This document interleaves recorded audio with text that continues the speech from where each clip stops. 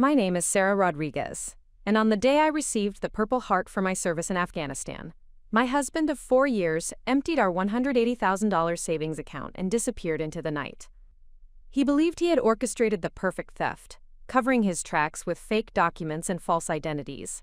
But his triumphant escape came crashing down when FBI agents froze every one of his accounts for running a massive investment fraud scheme that had stolen millions from military families across the country. Preparing and narrating this type of story took us long efforts and hard work, so if you are enjoying the story, please consider subscribing to our channel. The shock of discovering Marcus's betrayal hit me harder than the IED blast that had ended my military career 3 years earlier. While I was being honored for courage under fire and dedication to my fellow soldiers, the man I had trusted with my heart, my home, and my financial future was systematically destroying everything we had built together. The timing wasn't coincidental.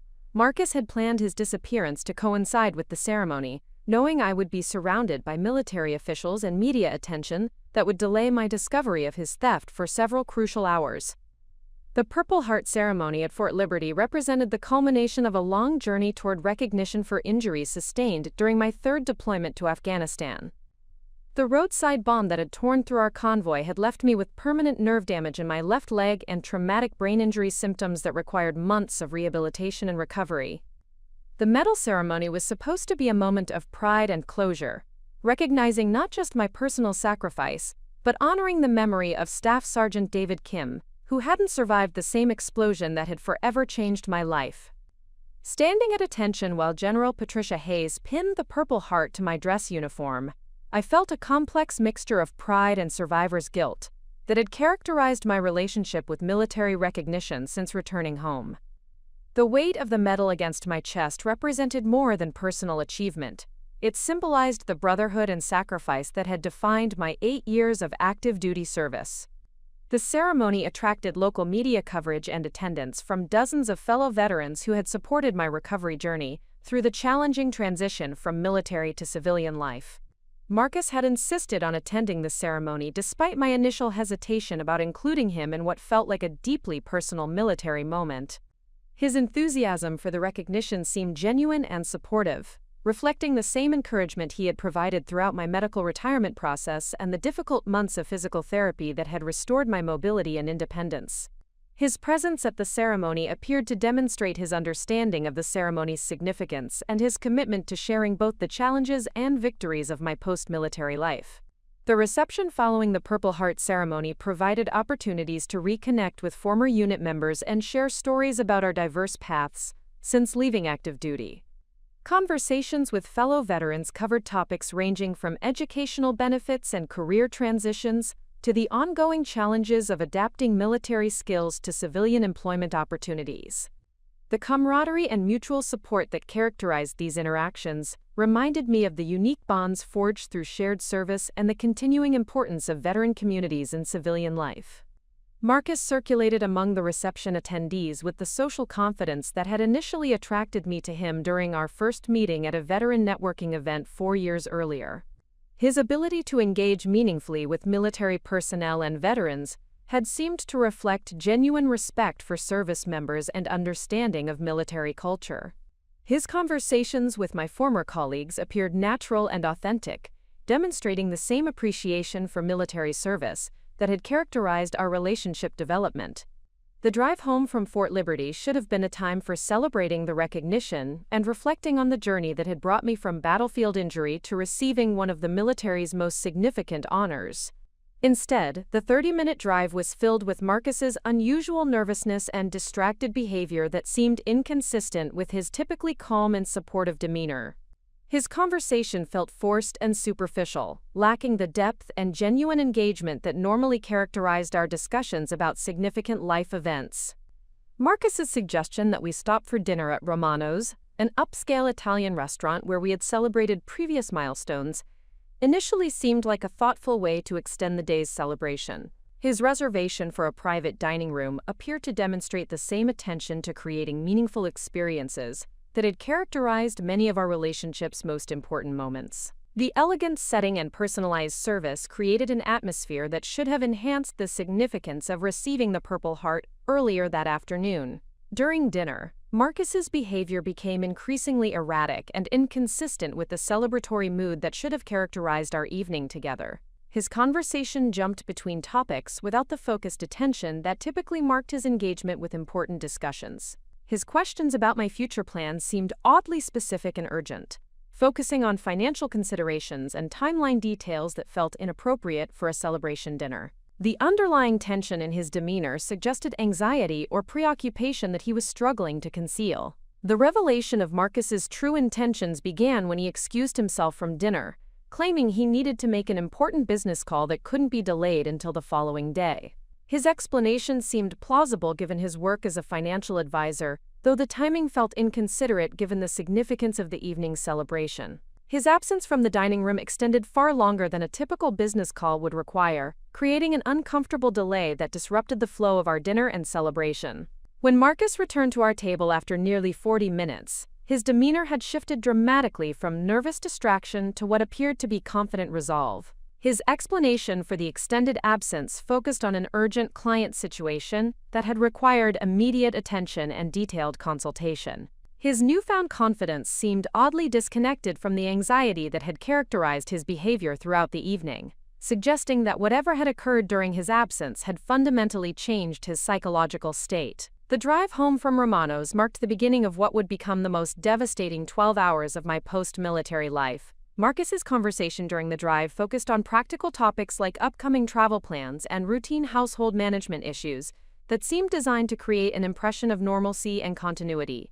His casual mention of an early morning business trip that would require departure before dawn appeared to be routine scheduling, rather than the calculated misdirection it would later prove to be. The discovery of Marcus's betrayal began the following morning when I attempted to access our joint savings account to transfer funds for the down payment on a house we had been planning to purchase in the coming weeks. The account balance screen displayed $0 where $180,000 in carefully accumulated savings should have been visible.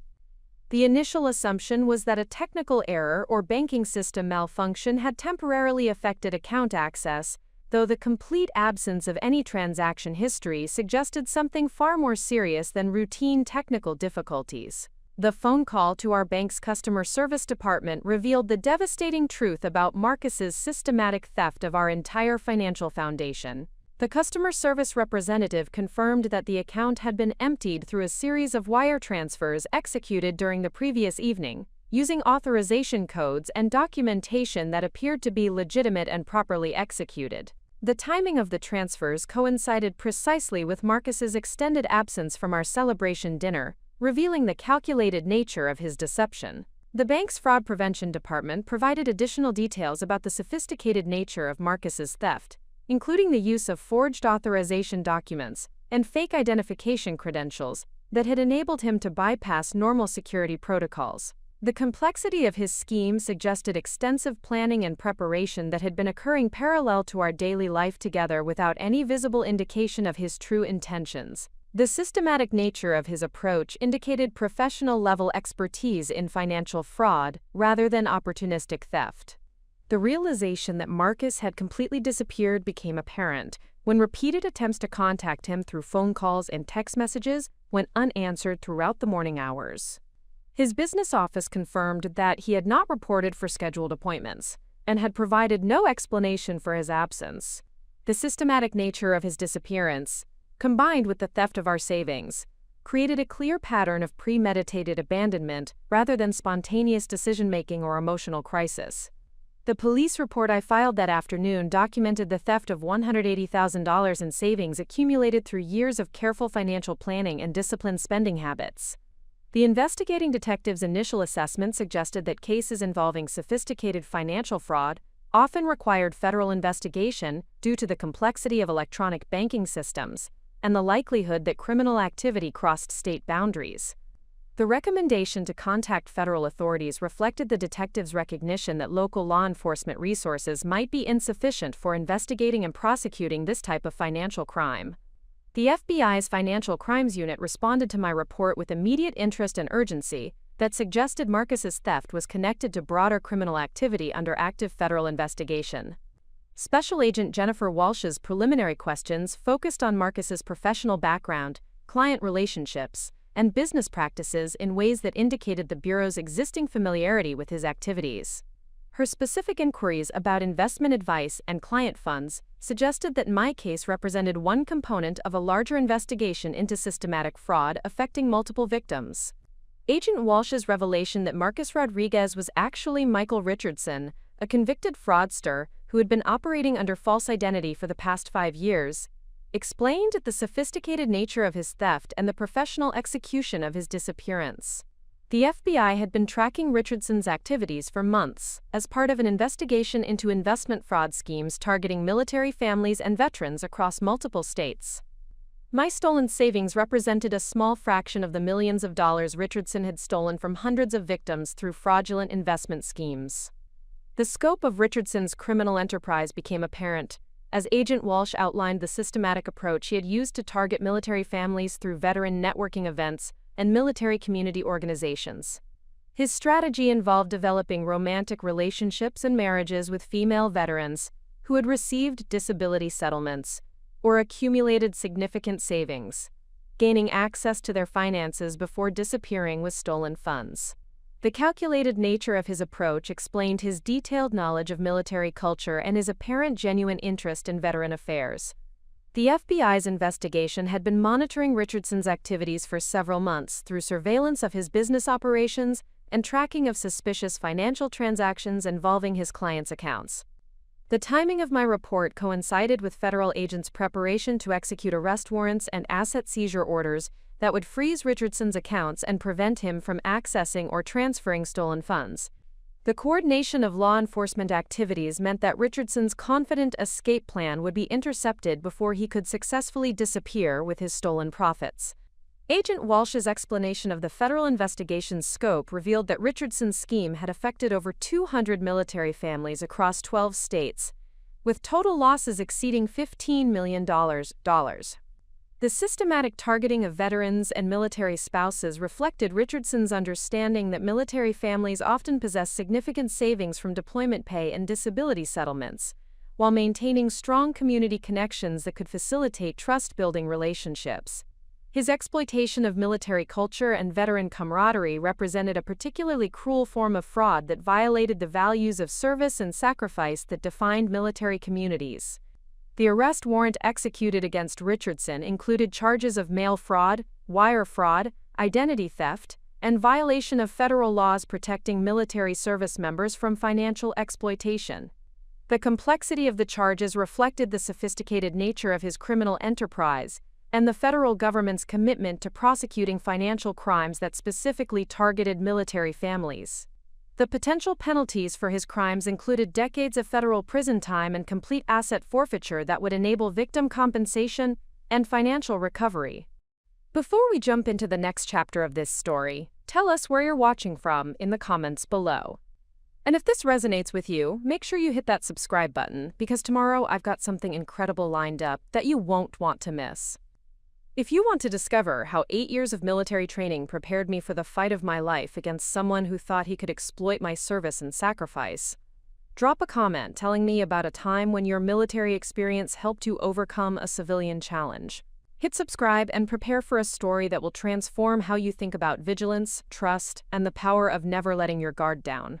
The foundation of my military career began in the most unlikely place imaginable, the emergency room of Dallas Presbyterian Hospital, where I spent 6 hours waiting to learn whether my younger brother would survive the motorcycle accident that had shattered our family's sense of security and forever changed my perspective on service and sacrifice.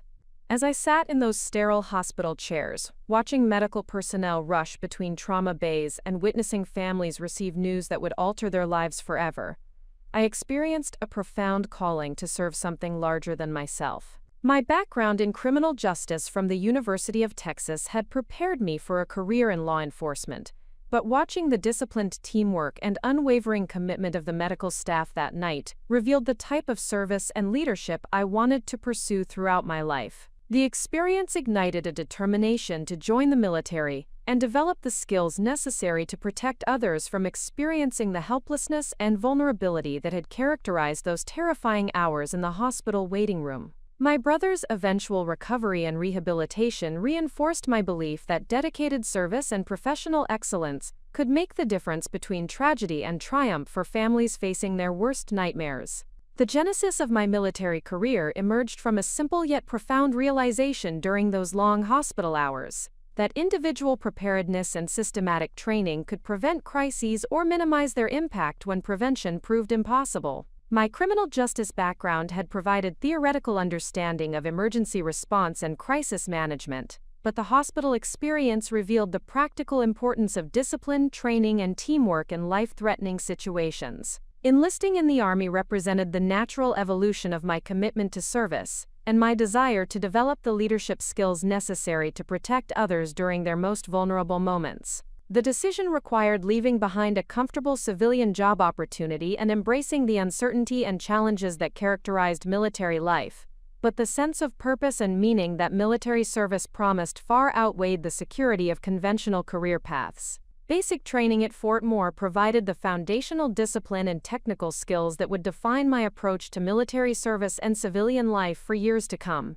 The physical and mental challenges of initial military training revealed reserves of strength and determination that I hadn't realized existed within myself. The systematic development of leadership capabilities and the emphasis on attention to detail created habits and mindsets that would prove essential throughout my 8-year military career. The camaraderie and mutual support that characterized military training environments provided my first experience with the unique bonds that develop between service members facing shared challenges and working toward common goals. The diversity of backgrounds and experiences represented within our training unit demonstrated the unifying power of military service and the strength that emerged from bringing together individuals committed to something larger than personal success. Advanced individual training in military police operations provided specialized skills in law enforcement, security procedures, and crisis response that aligned perfectly with my civilian education and career interests. The comprehensive training in constitutional law, evidence collection, and criminal investigation procedures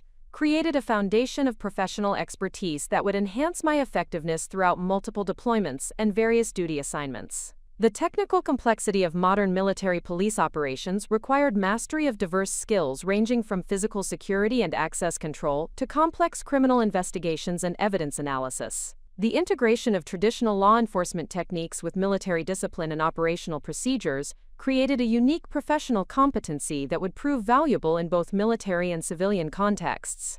My first deployment to Afghanistan occurred during my second year of active duty, as part of the 42nd Military Police Company supporting Operation Enduring Freedom. The deployment marked my transition from training environments to operational realities, where the skills and discipline developed during stateside preparation would be tested under actual combat conditions and life-threatening circumstances.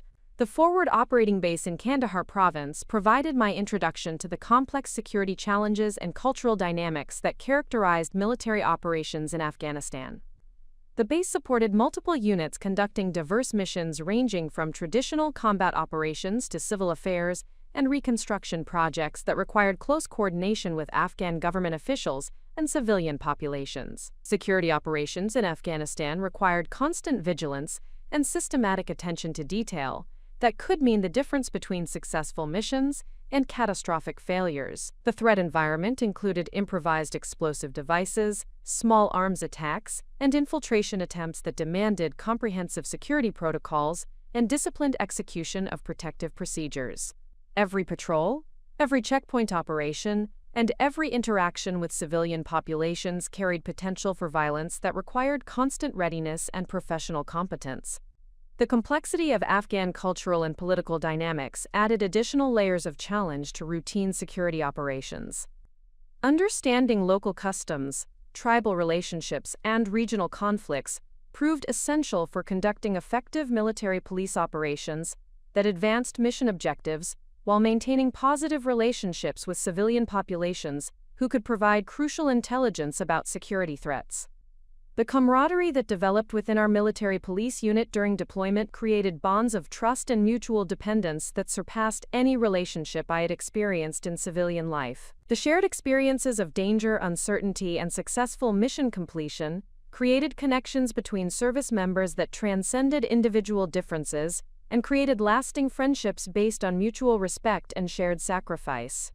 Leadership responsibilities expanded significantly during my second deployment, as I was promoted to sergeant and assigned responsibility for training and supervising junior enlisted personnel who were experiencing their first combat deployment. The transition from follower to leader required developing new skills in personnel management, decision-making under pressure, and maintaining unit morale during extended periods of stress and uncertainty.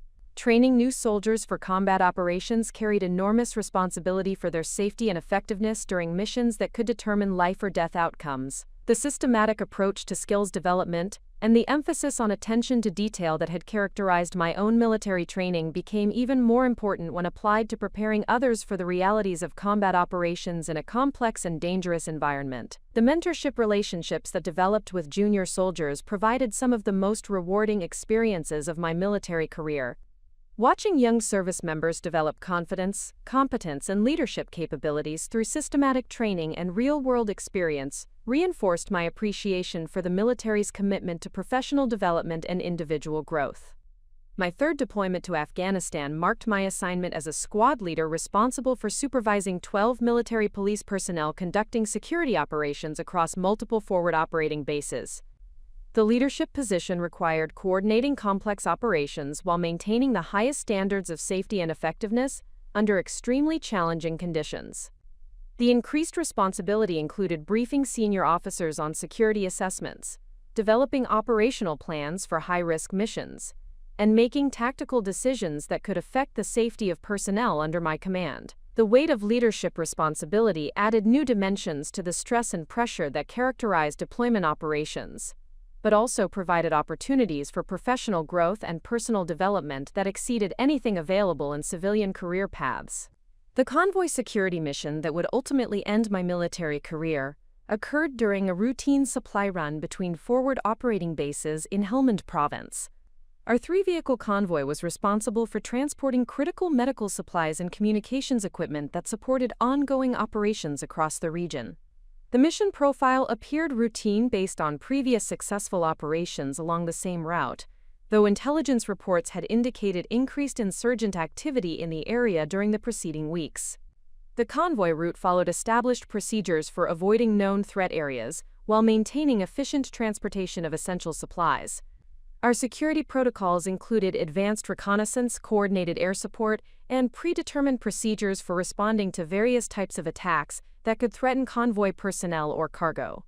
The systematic approach to convoy security reflected lessons learned through years of combat operations and represented the most current tactical doctrine for transportation security. The improvised explosive device that detonated beneath our lead vehicle was concealed with sophisticated camouflage techniques that had avoided detection despite our comprehensive pre-mission reconnaissance and route clearance procedures.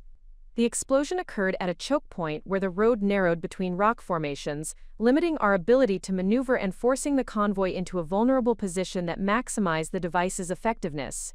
The immediate aftermath of the explosion created chaos and confusion as our convoy attempted to assess casualties while maintaining defensive positions against potential follow-up attacks. The blast had destroyed our lead vehicle and seriously injured both occupants, while debris and smoke created visibility problems that complicated rescue operations and tactical assessment of our situation. My decision to leave our defensive position and move toward the destroyed vehicle was driven by the knowledge that Staff Sergeant David Kim was trapped in the wreckage and required immediate medical attention that could mean the difference between survival and death.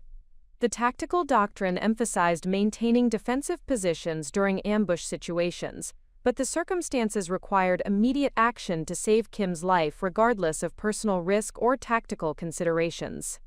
The second improvised explosive device that detonated as I approached the destroyed vehicle had been positioned to target rescue personnel responding to the initial attack. The secondary device represented sophisticated tactical planning by insurgent forces who understood military rescue procedures and had prepared coordinated attacks designed to maximize casualties among responding personnel.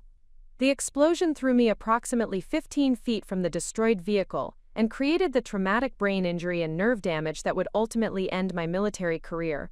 The blast effects included temporary loss of consciousness, severe disorientation, and immediate pain throughout my left leg that indicated serious injury requiring urgent medical evacuation and comprehensive treatment.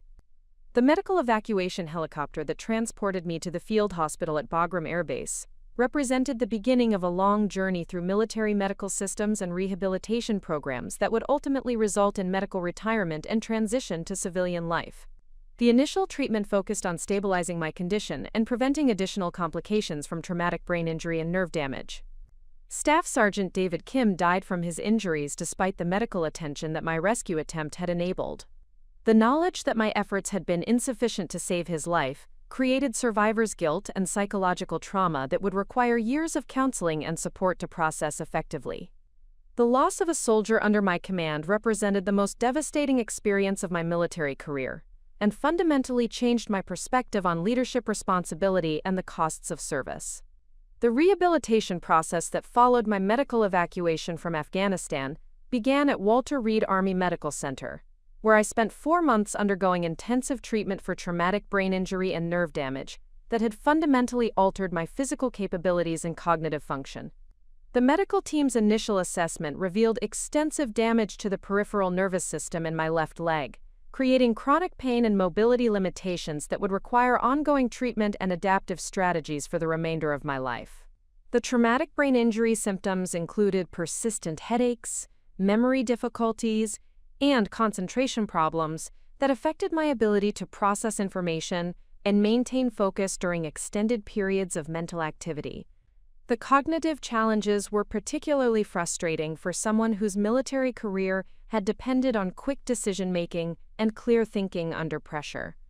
The gradual improvement of these symptoms required months of specialized therapy and systematic retraining of cognitive processes that had been disrupted by the blast effects.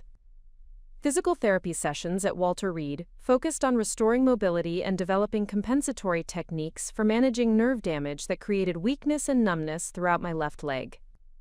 The systematic approach to rehabilitation emphasized incremental progress and realistic goal setting that acknowledged the permanent nature of some injuries while maximizing functional recovery wherever possible.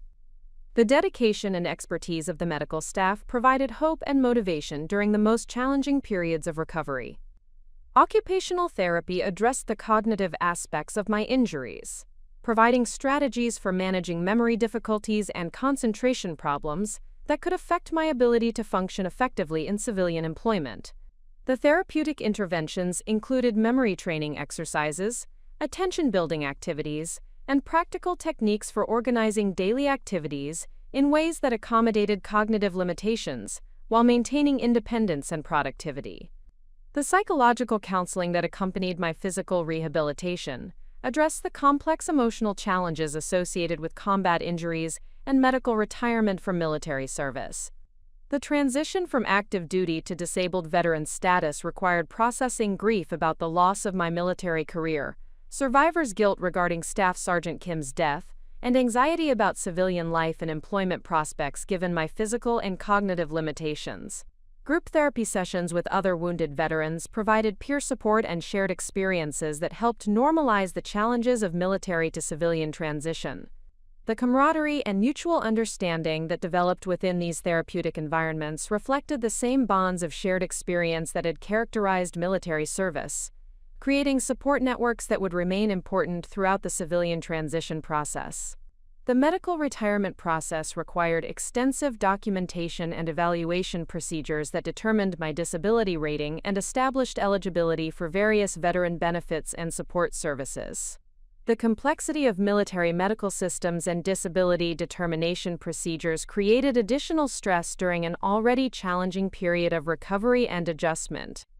The systematic approach to evaluating my injuries and their impact on future employment prospects provided the foundation for financial support during civilian transition. The Veterans Administration disability rating of 70% reflected the significant impact of my combat injuries on physical function and cognitive capabilities, while providing access to healthcare services, educational benefits, and vocational rehabilitation programs designed to support successful civilian career development. The financial support provided by disability compensation created a foundation of security that would enable exploration of educational and career opportunities, despite physical and cognitive limitations. The decision to pursue bachelor's degree completion through veteran educational benefits represented my commitment to developing new skills and career opportunities that accommodated my physical limitations while utilizing the leadership and analytical capabilities developed through military service. The choice to major in accounting reflected both practical considerations about employment prospects and personal interest in systematic problem-solving and attention to detail that had characterized my military career.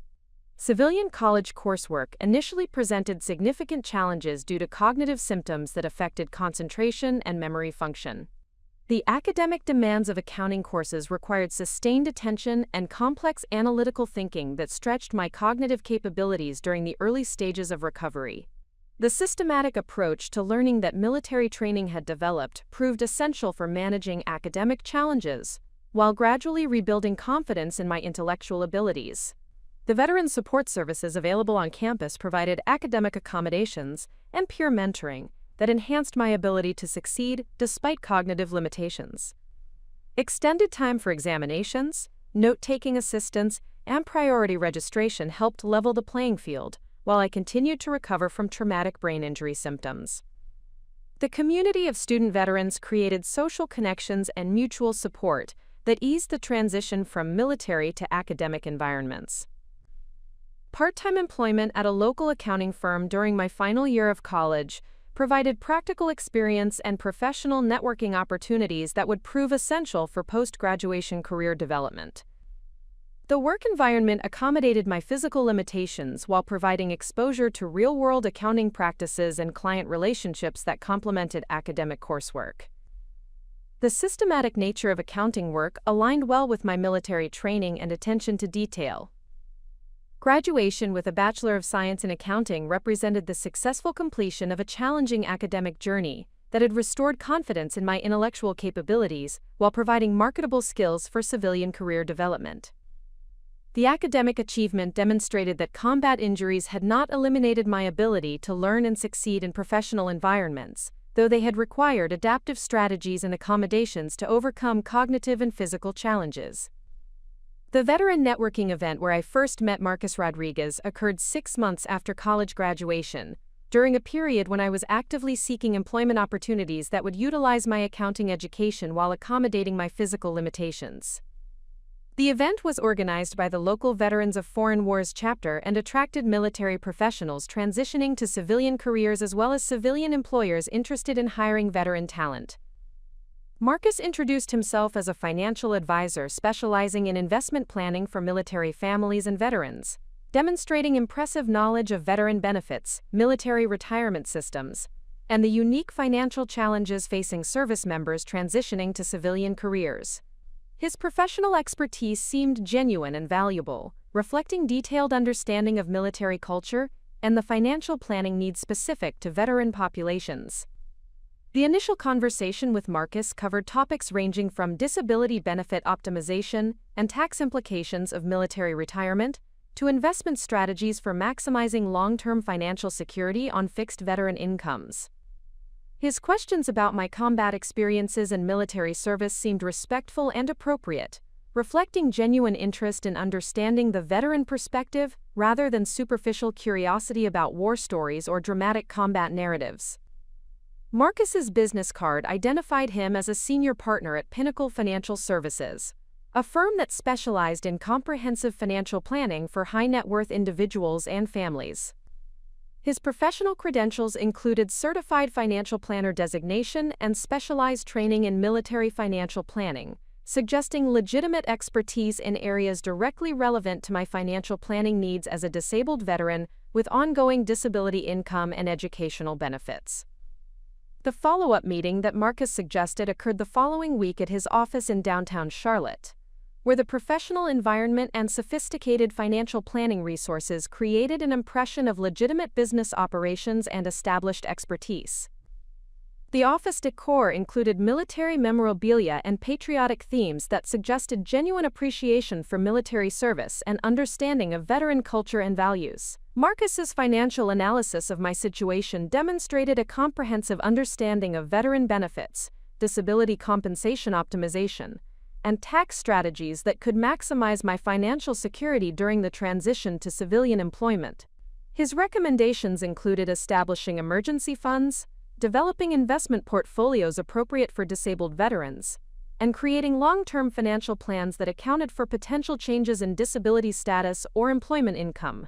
The investment strategy that Marcus proposed emphasized conservative approaches appropriate for veterans with fixed disability incomes and uncertain employment prospects. His recommendations included diversified mutual funds, treasury securities, and other low-risk investments that would provide steady returns while protecting principal amounts essential for long-term financial security. The systematic approach to risk management reflected understanding of the financial vulnerabilities facing disabled veterans. The personal relationship that developed with Marcus began gradually through professional interactions that evolved into social activities and shared interests beyond financial planning. His invitations to veteran community events and military-themed social gatherings demonstrated continued engagement with veteran culture and apparent commitment to supporting military families through both professional services and personal involvement in veteran organizations.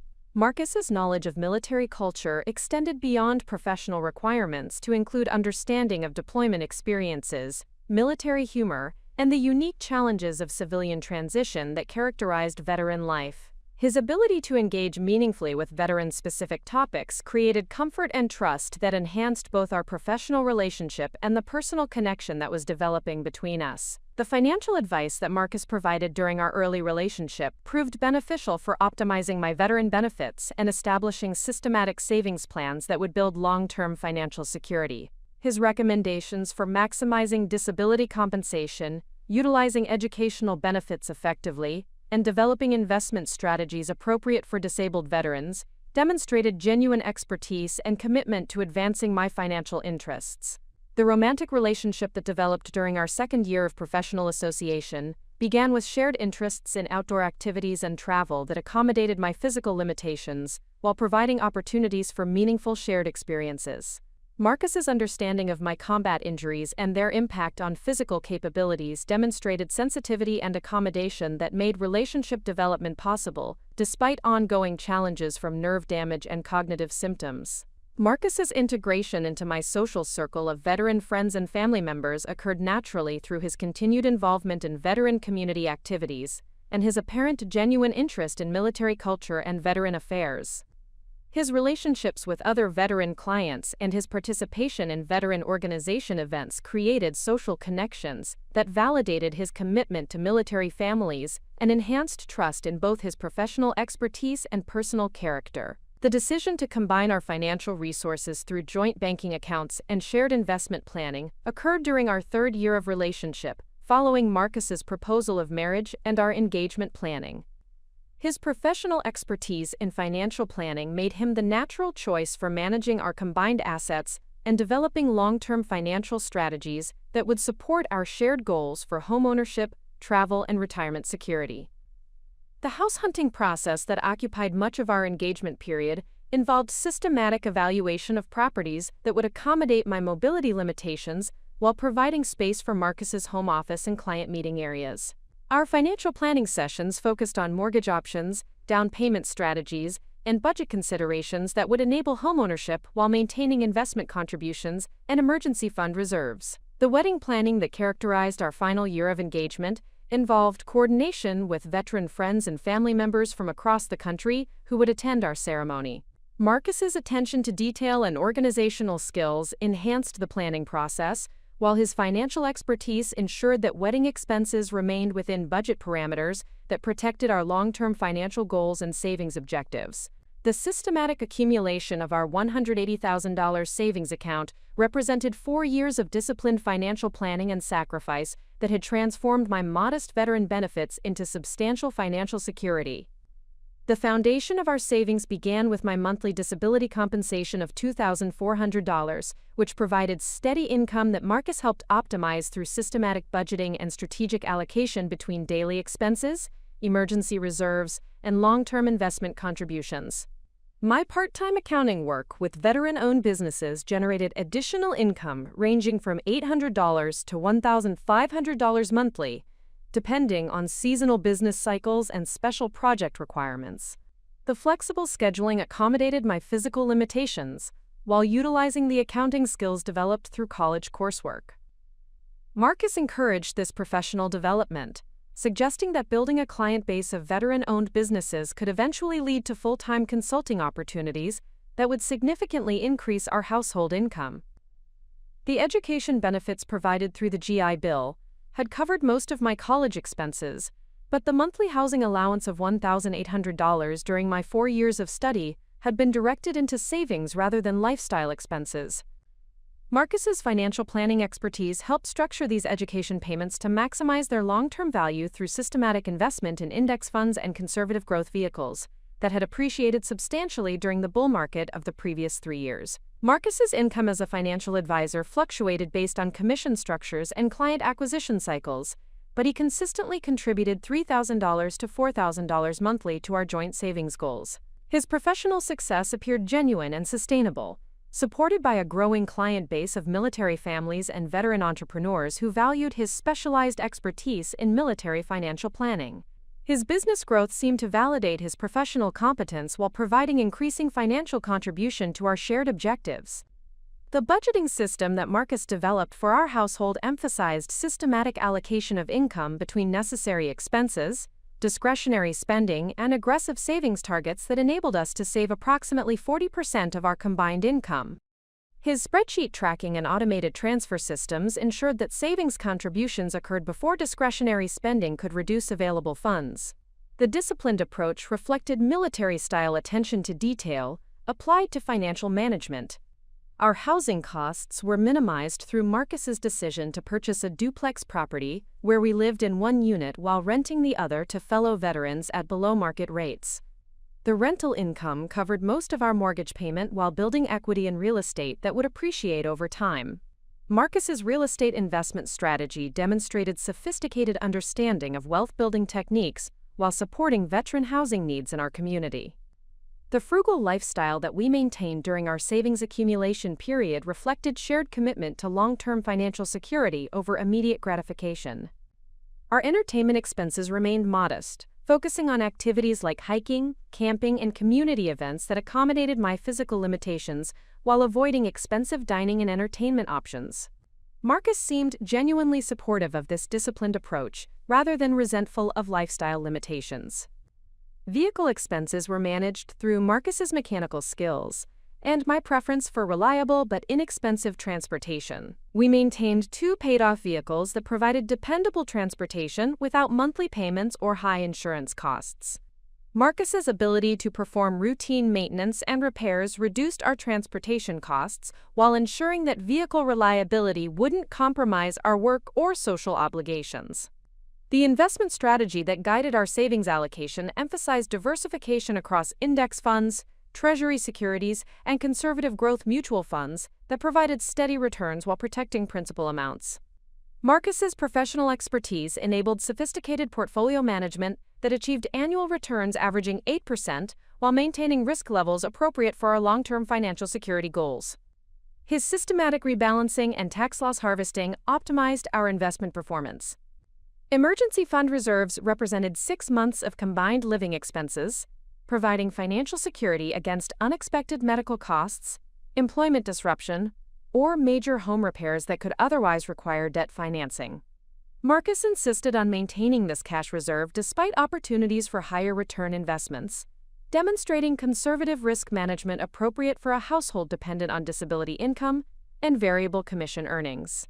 The tax optimization strategies that Marcus implemented included maximizing contributions to retirement accounts, utilizing veteran tax exemptions, and timing investment gains and losses to minimize annual tax liability. His expertise in tax-advantaged savings vehicles enabled us to retain more of our earnings while building retirement security through systematic contributions to IRAs and employer-sponsored retirement plans. Regular financial planning sessions occurred monthly, during which Marcus provided detailed reports on investment performance, savings progress, and goal achievement timelines. These meetings included projections for homeownership timelines, retirement funding adequacy, and potential scenarios for career changes or disability status modifications. The systematic approach to financial monitoring created confidence in our long-term financial trajectory. The house down payment fund represented the largest component of our savings strategy. with a target of $80,000 that would enable 20% down payment on properties in the $350,000 to $400,000 range. Marcus's real estate market analysis suggested that this price range would provide suitable properties with accessibility features while building equity in neighborhoods with strong appreciation potential. The systematic saving toward this specific goal created clear timeline for achieving home ownership. Marcus's client relationships provided insights into successful wealth-building strategies employed by other military families, creating models and benchmarks for our own financial planning. His networking within veteran and military communities generated referrals and business opportunities that enhanced his professional success while providing examples of financial achievement that validated our own planning approach. The insurance optimization that Marcus implemented included maximizing VA healthcare benefits while maintaining supplemental coverage for services not provided through veteran healthcare systems. His analysis of disability insurance, life insurance, and property protection created comprehensive risk management, while minimizing premium costs through veteran discounts and group coverage options. Charitable giving represented a modest but consistent component of our financial planning, with monthly contributions to veteran service organizations and local military family support groups. Marcus encouraged this philanthropy as both personal values expression and tax optimization strategy. The systematic giving reflected our shared commitment to supporting veteran communities while building relationships within military family networks. The financial education that Marcus provided enhanced my understanding of investment principles, tax planning, and wealth-building strategies that would enable continued financial success beyond our marriage. His teaching approach emphasized practical application of financial concepts while building confidence in independent financial decision-making. The knowledge transfer seemed genuine and focused on long-term empowerment rather than creating dependency. Professional development investments included conference attendance, certification coursework, and networking events that advanced both our careers while building industry relationships. Marcus's support for my accounting career development included paying for continuing education and professional association memberships that enhanced my credentials and earning potential. The career investment strategy demonstrated long-term thinking about income maximization. The vacation fund represented our only significant discretionary spending category, with systematic savings enabling annual trips that accommodated my physical limitations while providing relaxation and shared experiences. Marcus's travel planning skills and veteran discount knowledge enabled high-quality vacations at modest costs. The travel experiences strengthened our relationship while providing respite from disciplined financial routines. Technology investments included home office equipment and professional software that supported both Marcus's financial advisory practice and my accounting consulting work. The systematic upgrading of computers, software, and communication equipment enhanced our professional capabilities while qualifying for business tax deductions. Marcus's technology planning ensured that our home office could support growing client relationships. The legal documentation that protected our financial planning included updated wills, beneficiary designations, and power of attorney arrangements that reflected our marriage and shared financial responsibilities. Marcus coordinated these legal protections through his professional network, ensuring that proper documentation would protect our assets and enable smooth financial management during emergencies or incapacitation. Home improvement projects focused on accessibility modifications and energy efficiency upgrades that reduced monthly expenses while increasing property value. Marcus's project management skills and contractor relationships enabled cost-effective improvements that enhanced our quality of life while building equity. The systematic approach to property improvement reflected long-term thinking about homeownership and wealth building. The debt elimination strategy that Marcus implemented focused on eliminating remaining student loan balances and credit card debt through systematic overpayment schedules that minimized interest costs. His debt snowball approach prioritized high-interest obligations while maintaining minimum payments on lower-rate debt. The systematic debt reduction enhanced our financial flexibility while improving credit scores. Investment education included regular reading of financial publications, attendance at investment seminars, and consultation with Marcus's professional network of investment advisors and tax specialists. The continued learning reflected shared commitment to financial literacy and informed decision-making about complex investment options. Marcus's professional development enhanced the sophistication of our financial planning while building industry relationships. The financial independence timeline that Marcus projected suggested achieving sufficient investment assets to support early retirement by age 55, assuming continued savings rates and investment returns consistent with historical market performance. The systematic planning toward financial independence provided long-term motivation for continued disciplined spending and aggressive savings. The shared vision of early retirement enhanced our commitment to current financial sacrifices. The entrance of Marcus Rodriguez into my life occurred during a period when I had finally achieved stability and confidence in my post-military civilian identity. The Veteran Networking event at the Charlotte Convention Center represented my first significant social engagement with the broader veteran community since completing college and establishing my accounting consulting practice.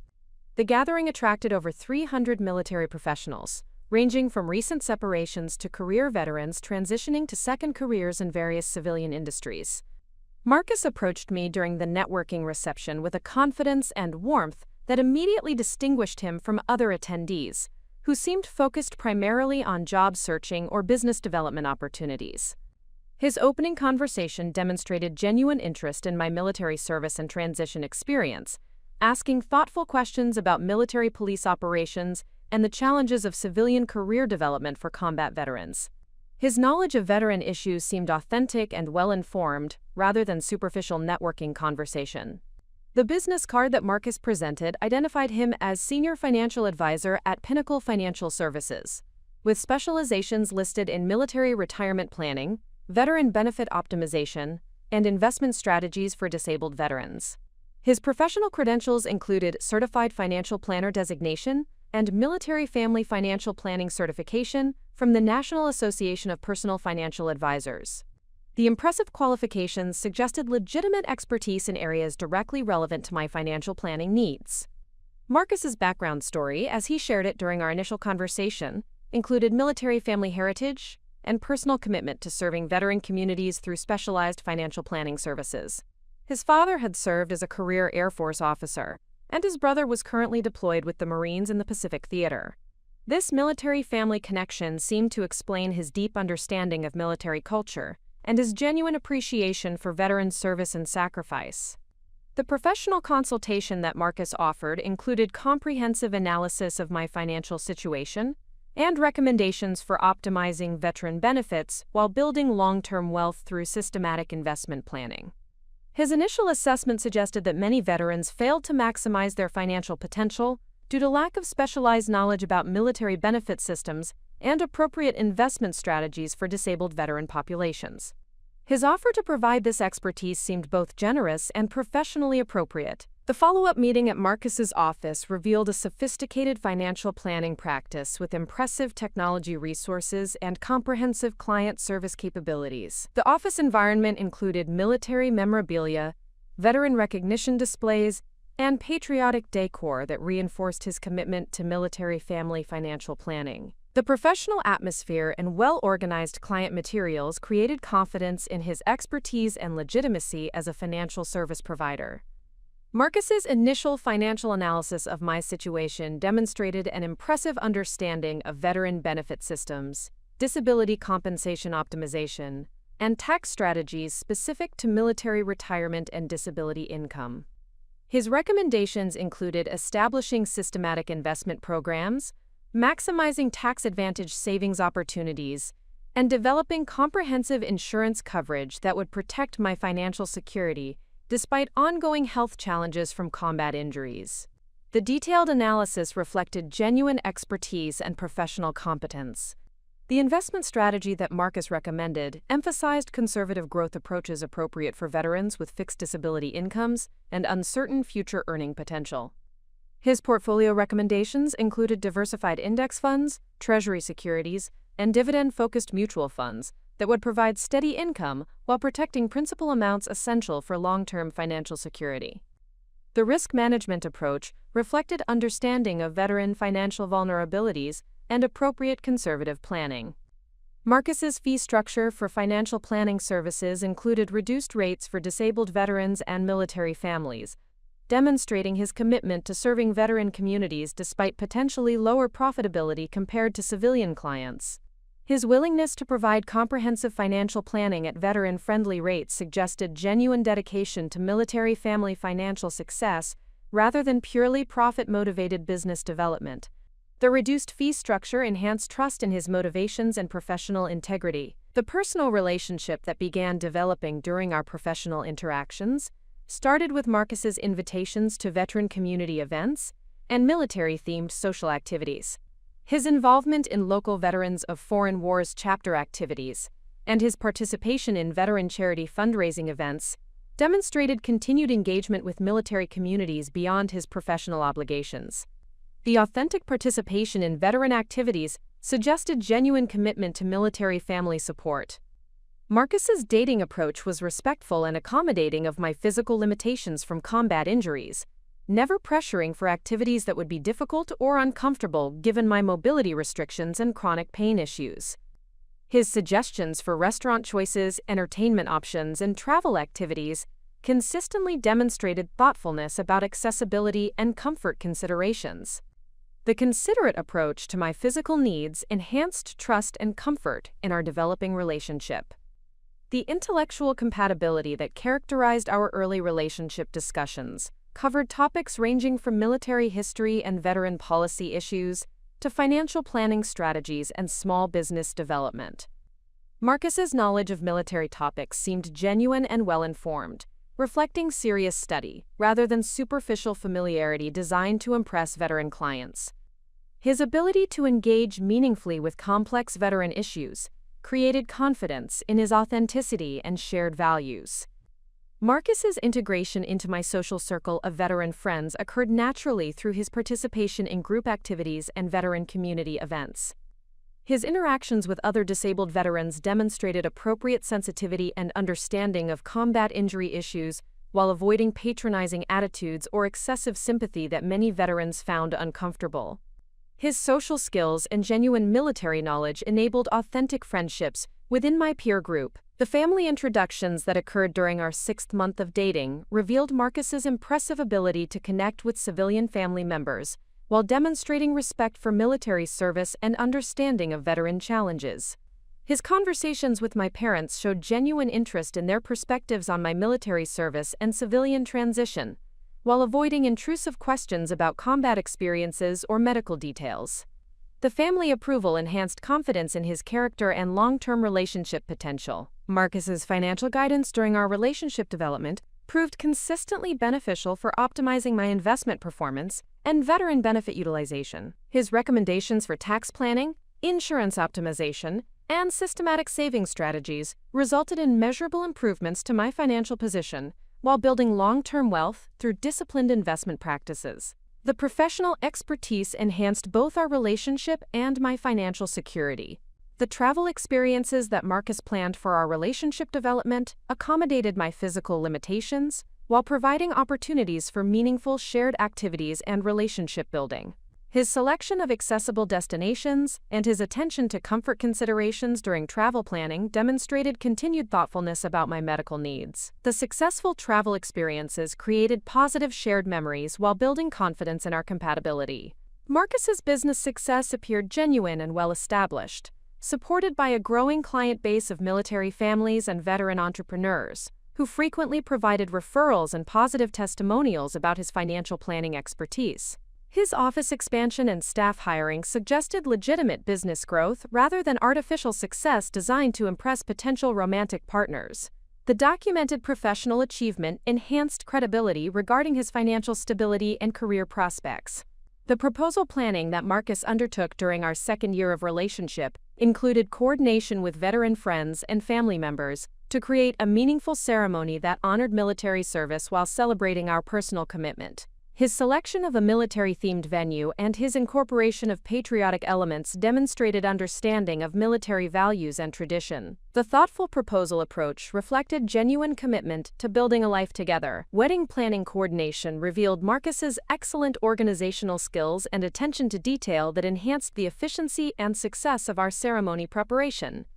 His management of vendor relationships, timeline coordination, and budget control demonstrated project management capabilities that would prove valuable for household management and financial planning throughout our marriage. The systematic approach to wedding planning reflected shared values about organization and preparation. The honeymoon travel that Marcus arranged included destinations and activities selected specifically to accommodate my physical limitations while providing opportunities for relaxation and relationship building. His research into accessible accommodations and appropriate activity options demonstrated continued consideration for my medical needs. The successful honeymoon experience created a positive foundation for married life while building confidence in his ongoing support and understanding.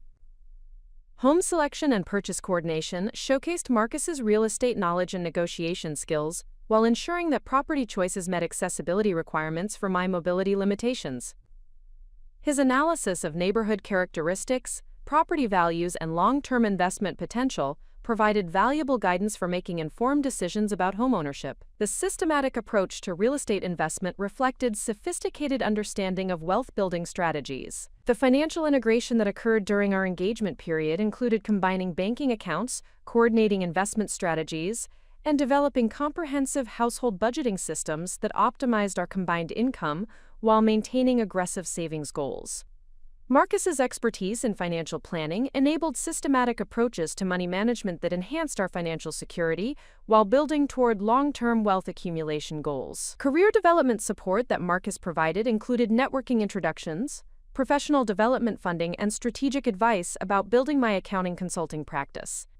His encouragement of professional growth and his willingness to invest in my career advancement suggested genuine commitment to our shared success rather than desire to limit my independence. The professional support enhanced both my earning potential and our relationship satisfaction. Social integration within Marcus's professional and personal networks provided access to business development opportunities while creating diverse social connections that enhanced our community involvement. His introduction to other financial planning professionals and military family clients created professional networking opportunities while building friendships that enriched our social life. The expanded social connections reflected successful relationship integration. Preparing and narrating this type of story took us long efforts and hard work. So if you are enjoying the story, please consider subscribing to our channel. The domestic partnership that developed during our cohabitation period demonstrated Marcus's commitment to sharing household responsibilities while accommodating my physical limitations with routine maintenance and care activities. His willingness to handle physically demanding household tasks while ensuring that I could contribute meaningfully to home management created balanced partnership dynamics. The equitable distribution of domestic responsibilities enhanced relationship satisfaction and demonstrated genuine partnership commitment. The marriage ceremony that united Marcus and me took place at the historic Fort Liberty Chapel, surrounded by 200 military family members, veteran friends, and Marcus's extensive network of professional colleagues who had become an integral part of our social circle.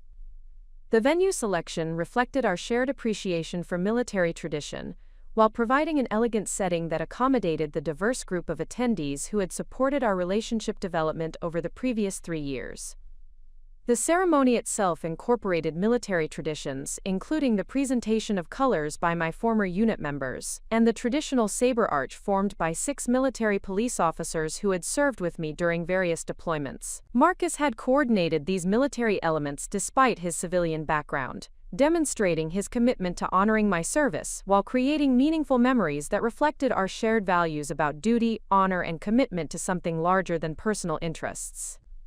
The reception celebration showcased Marcus's event planning capabilities and his attention to creating experiences that would be memorable for our diverse group of guests. His coordination with catering services, entertainment providers, and venue management ensured smooth execution of every detail while maintaining budget parameters that protected our long-term financial goals. The successful event demonstrated his organizational skills while creating positive shared memories with family and friends.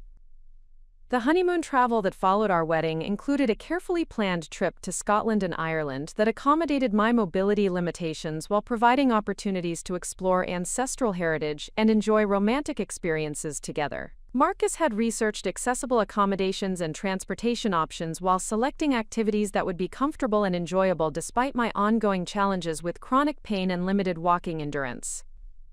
During our Scottish Highlands tour, Marcus demonstrated impressive knowledge of military history and Celtic culture that enhanced our travel experience, while providing meaningful conversation topics that connected with my interests in military heritage and historical traditions. His preparation for the trip included studying local customs, historical sites, and cultural practices that made our travel more educational and engaging than typical tourist experiences. The Irish countryside portion of our honeymoon provided opportunities for quiet reflection and intimate conversation about our future plans, career goals, and shared vision for building a life together that would honor both our individual achievements and our commitment to supporting veteran communities. Marcus's thoughtful planning had created space for both adventure and relaxation while ensuring that travel demands wouldn't exacerbate my physical challenges. The return from honeymoon marked the beginning of married life that initially seemed to represent optimal integration of personal happiness with professional success and financial security. Our combined household income exceeded $8,000 monthly through Marcus's growing financial advisory practice and my expanding accounting consulting business. The systematic approach to money management that Marcus had developed enabled aggressive savings while maintaining comfortable lifestyle standards. The house purchase that we completed during our first year of marriage involved a comprehensive search process that Marcus managed with characteristic attention to detail and systematic evaluation of properties that met our accessibility requirements while providing good investment potential. His real estate analysis included neighborhood characteristics, school district quality, and long-term appreciation prospects that would enhance our wealth-building strategy. The home modification projects that followed our purchase included installing accessibility features that would accommodate my mobility limitations, while updating systems and finishes that would increase property value. Marcus's project management skills and contractor relationships enabled cost-effective improvements that enhanced our quality of life while building equity through strategic home improvement investments. The financial planning system that Marcus implemented for our married life included sophisticated tracking of income, expenses, and investment performance that enabled monthly progress reviews and systematic optimization of our wealth-building strategy. His spreadsheet systems and automated transfer protocols ensured that savings goals would be achieved while maintaining transparency about financial decisions and progress toward long-term objectives.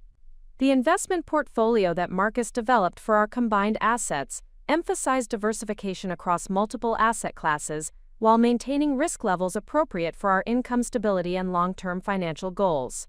His systematic rebalancing and tax optimization strategies resulted in consistent returns that exceeded market averages while protecting principal amounts essential for financial security. The professional management of our investments demonstrated his expertise while building confidence in our financial future. The business development support that Marcus provided for my accounting consulting practice included networking introductions, marketing strategy development, and operational system design that enhanced my professional capabilities while building client relationships.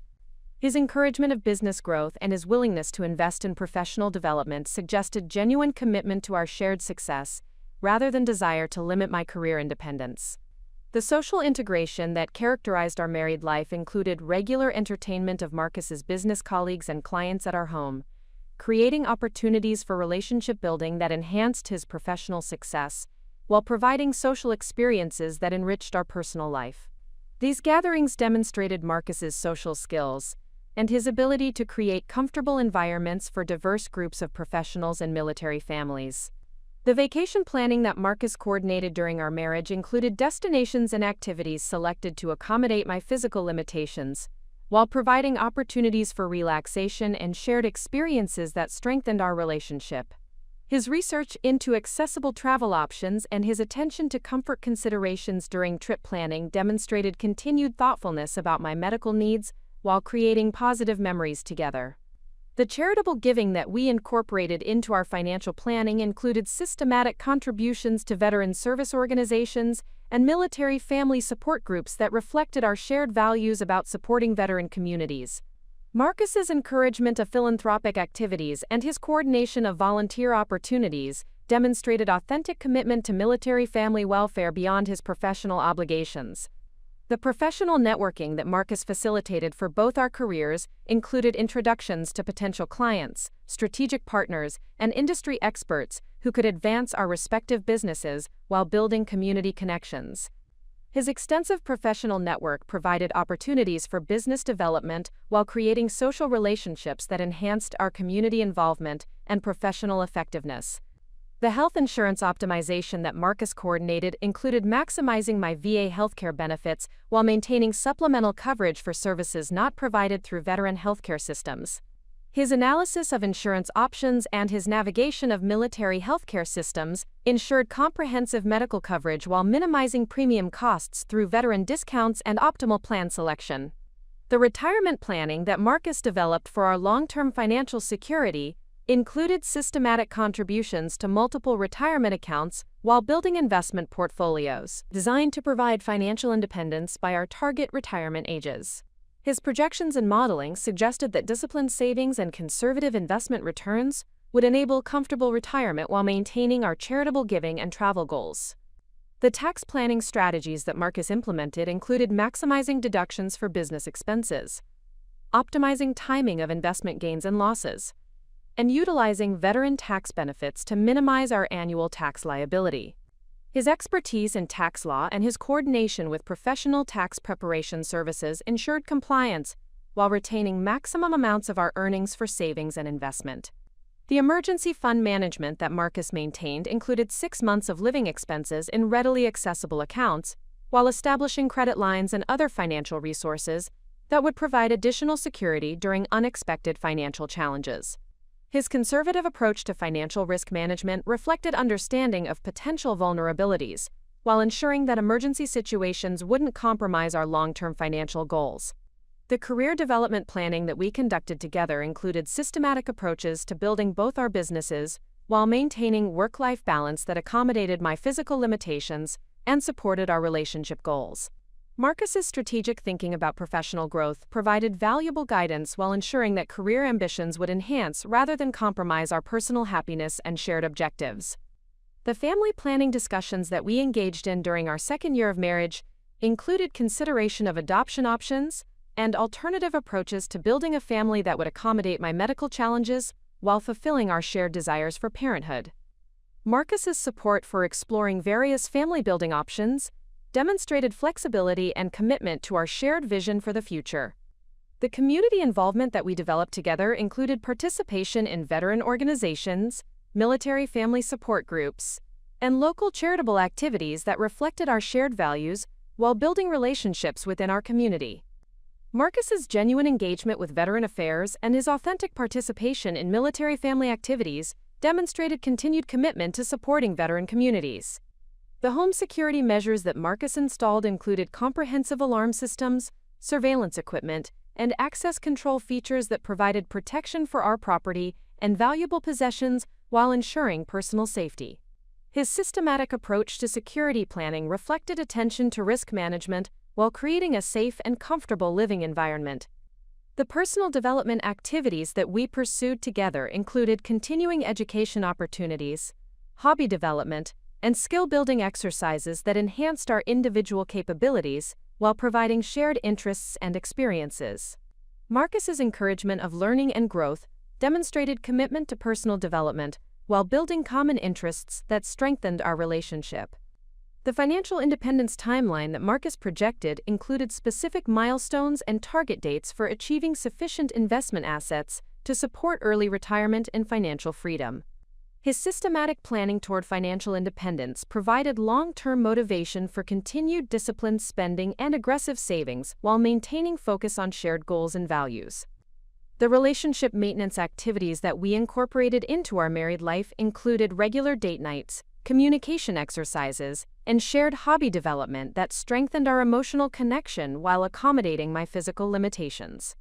Marcus's attention to relationship health and his systematic approach to maintaining intimacy and communication demonstrated commitment to long-term relationship success. The period leading to the Purple Heart ceremony represented the culmination of a 3-year administrative process that had finally achieved official recognition for combat injuries sustained during my 3rd deployment to Afghanistan. The Department of Defense Review Board had extensively analyzed medical records, unit reports, and witness statements to verify the circumstances surrounding the IED attack that had ended my military career and resulted in Staff Sergeant David Kim's death. The ceremony scheduling coincided with National Military Appreciation Month, creating additional significance for the recognition while attracting media attention that would highlight veteran issues and military sacrifice. Marcus seemed genuinely excited about the honor and insisted on attending despite the ceremony occurring on a weekday that would require him to reschedule several important client meetings.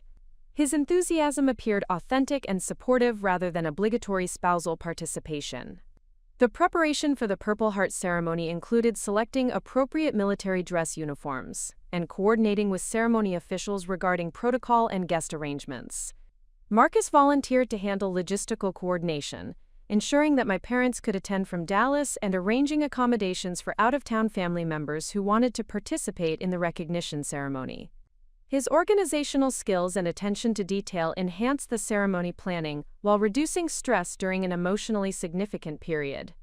The significance of receiving the Purple Heart extended beyond personal recognition to include honoring the memory of Staff Sergeant Kim and acknowledging the sacrifice of all service members who had been wounded or killed during Operation Enduring Freedom.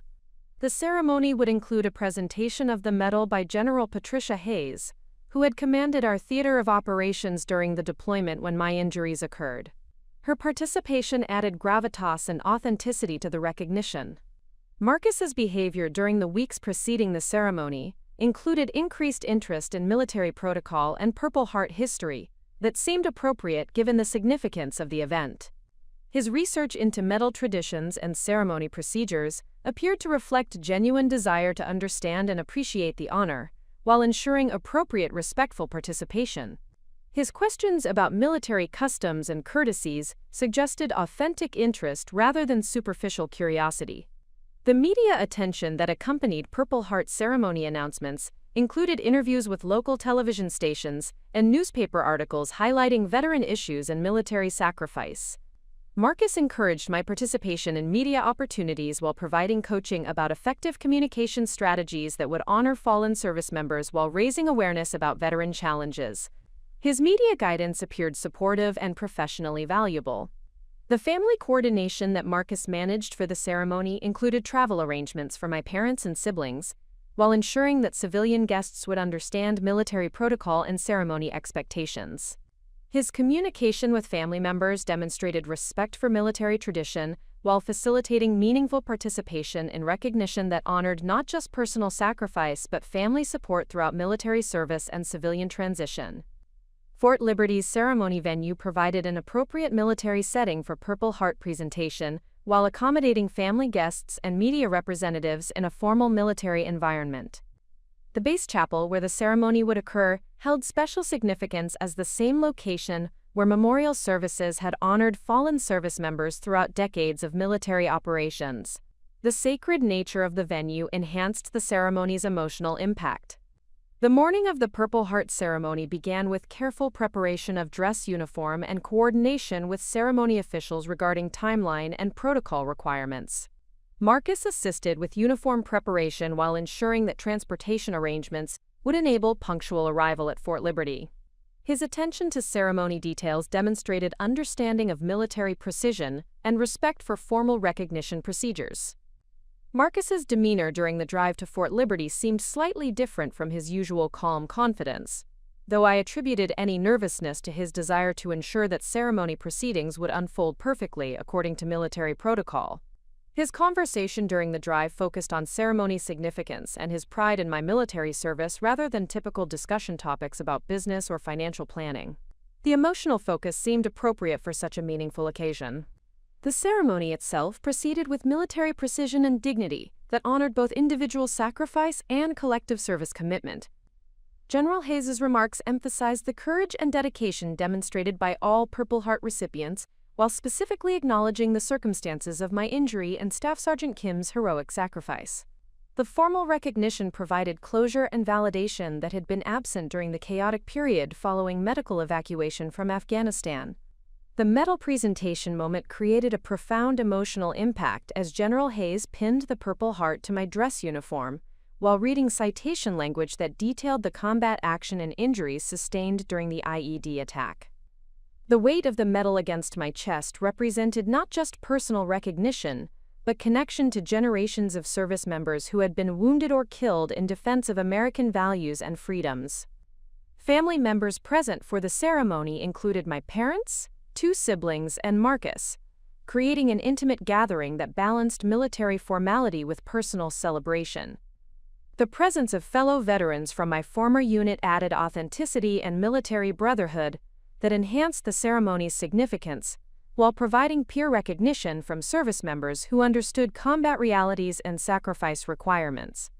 Marcus's participation in the ceremony appeared appropriate and respectful, demonstrating proper military courtesy, while avoiding behavior that might distract from ceremony focus or military protocol requirements.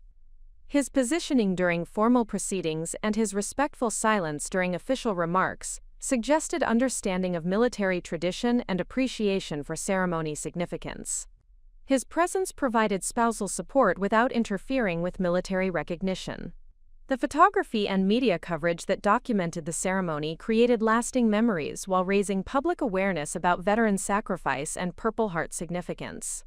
Marcus coordinated with media representatives to ensure appropriate coverage while protecting ceremony dignity and military protocol.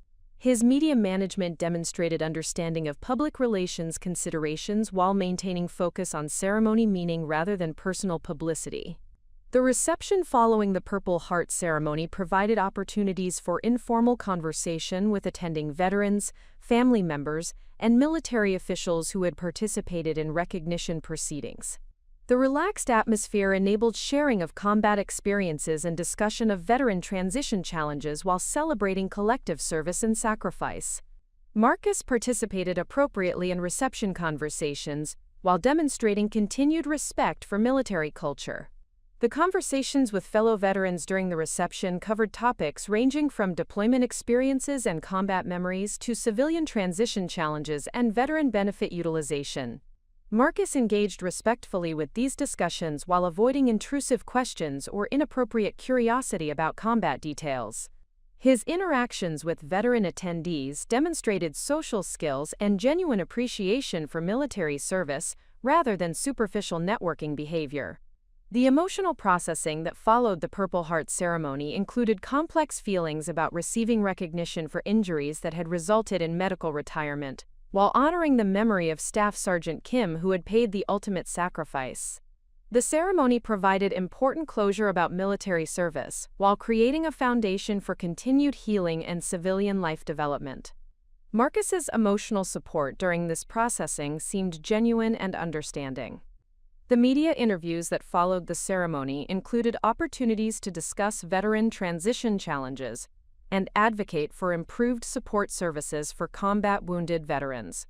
Marcus encouraged these advocacy opportunities while providing communication coaching that enhanced effectiveness of veteran affairs messaging. His support for veteran advocacy appeared authentic rather than calculated for personal benefit or professional advancement. The family celebration dinner that concluded ceremony day took place at Marcus's suggestion at Romano's, the upscale Italian restaurant where we had celebrated previous relationship milestones.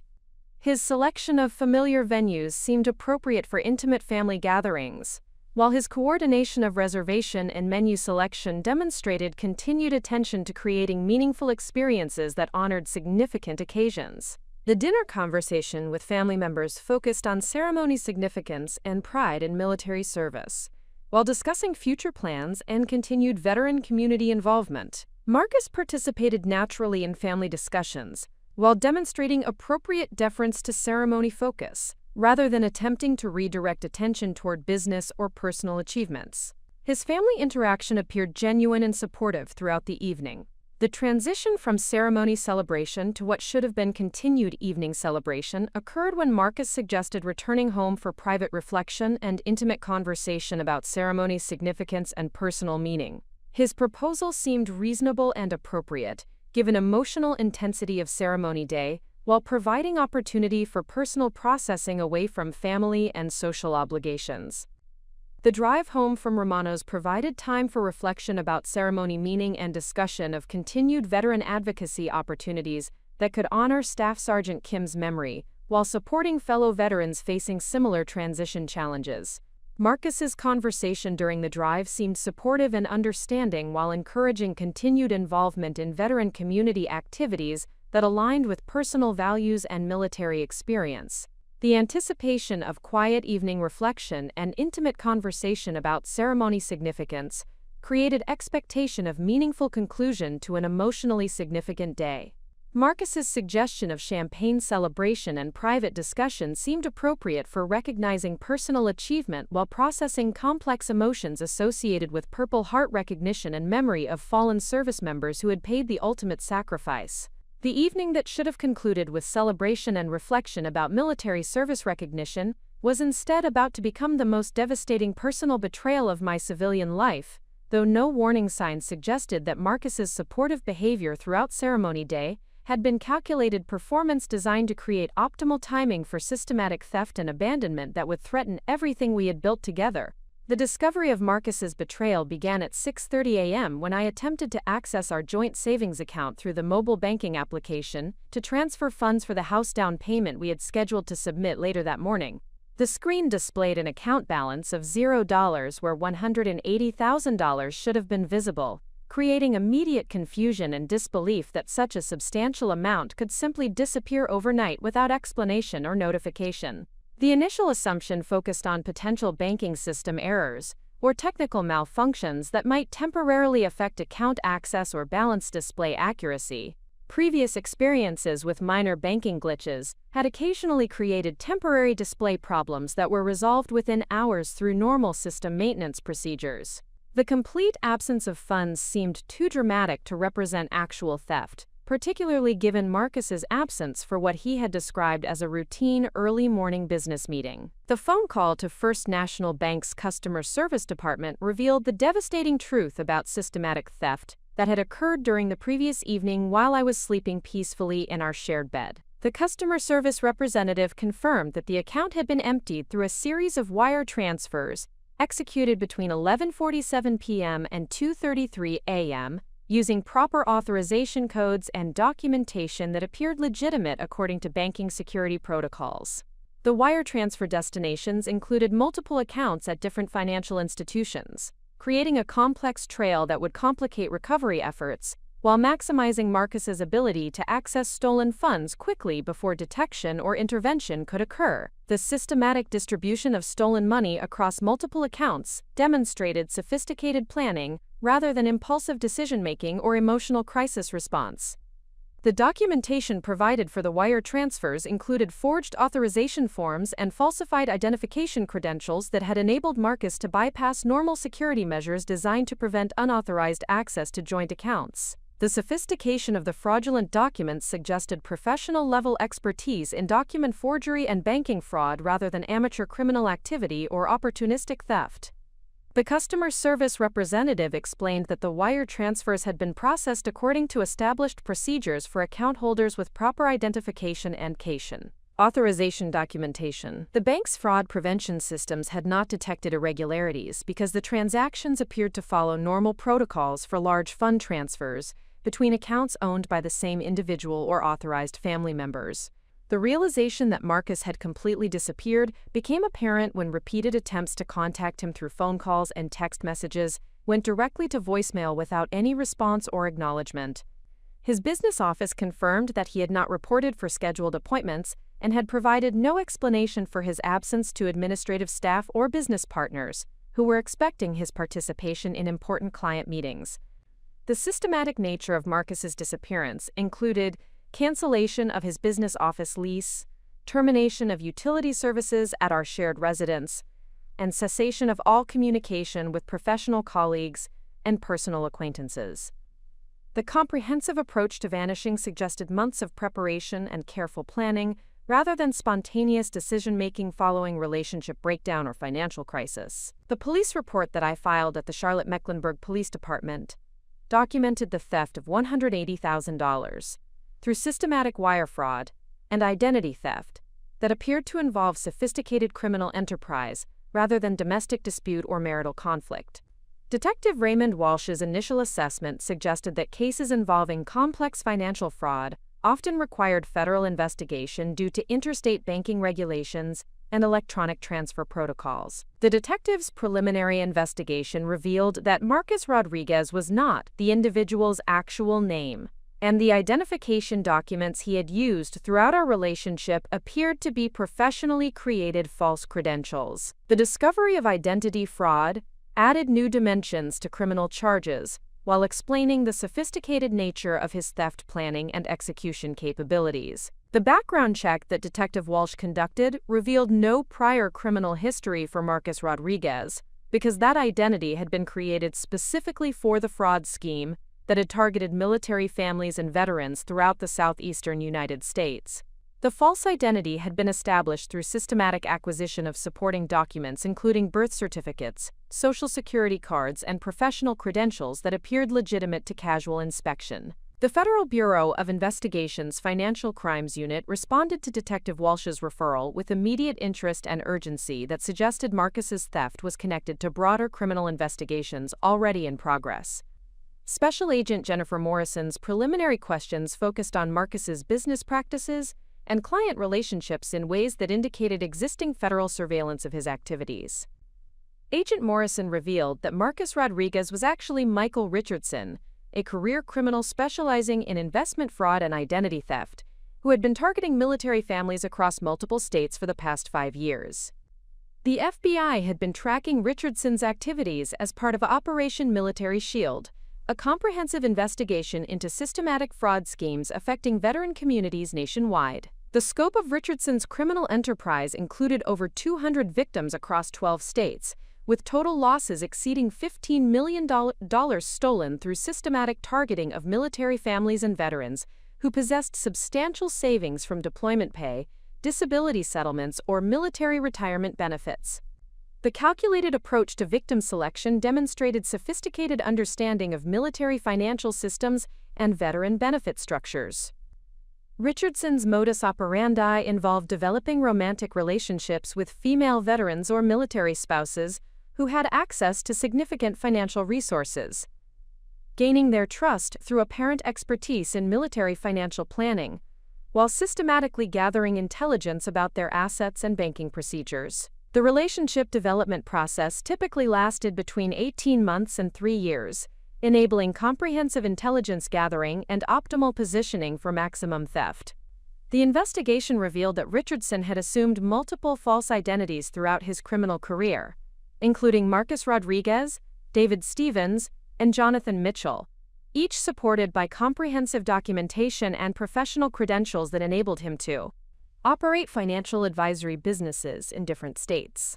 The sophistication of his identity management suggested professional criminal organization rather than individual operators. Agent Morrison's briefing on Richardson's criminal history included previous convictions for securities fraud, identity theft, and mail fraud that had resulted in federal prison sentences totaling 8 years over the past 15 years.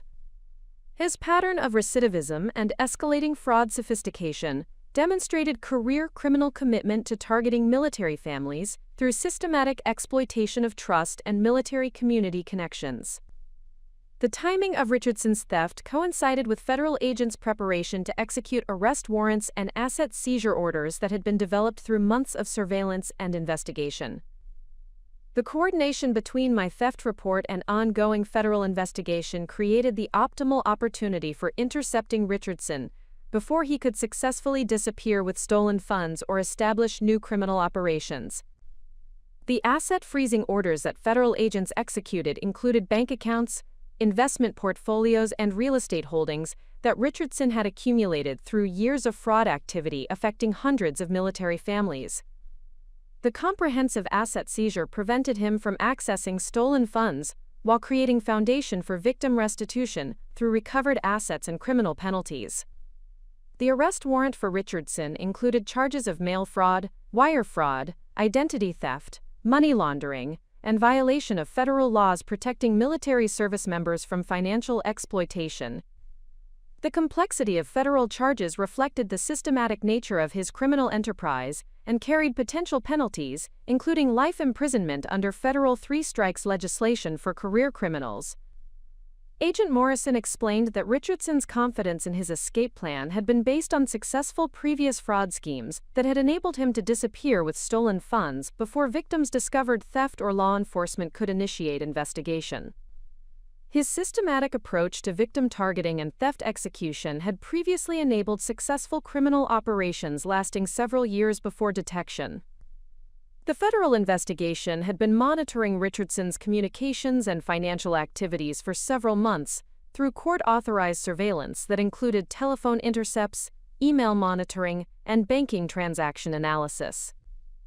The comprehensive surveillance had provided evidence of systematic fraud while enabling law enforcement to anticipate his theft timeline and prepare intervention strategies. The coordination between multiple federal agencies included FBI Financial Crimes Specialists, IRS Criminal Investigation Division, and military criminal investigation units that had been tracking Richardson's activities across state boundaries and military installations. The multi-agency approach reflected recognition that Richardson's crimes affected federal interests, while requiring specialized expertise in military affairs and financial crime prosecution. Richardson's arrest occurred at Charlotte Douglas International Airport while he was attempting to board a flight to the Cayman Islands, using falsified passport documentation and carrying briefcases containing cash and financial instruments valued at over $500,000. The airport detention prevented his escape while providing additional evidence of money laundering and international fraud conspiracy charges. The evidence recovered during Richardson's arrest included detailed records of victim targeting, financial planning documents showing systematic intelligence gathering about military families, and communication records revealing coordination with other criminals involved in military family fraud schemes.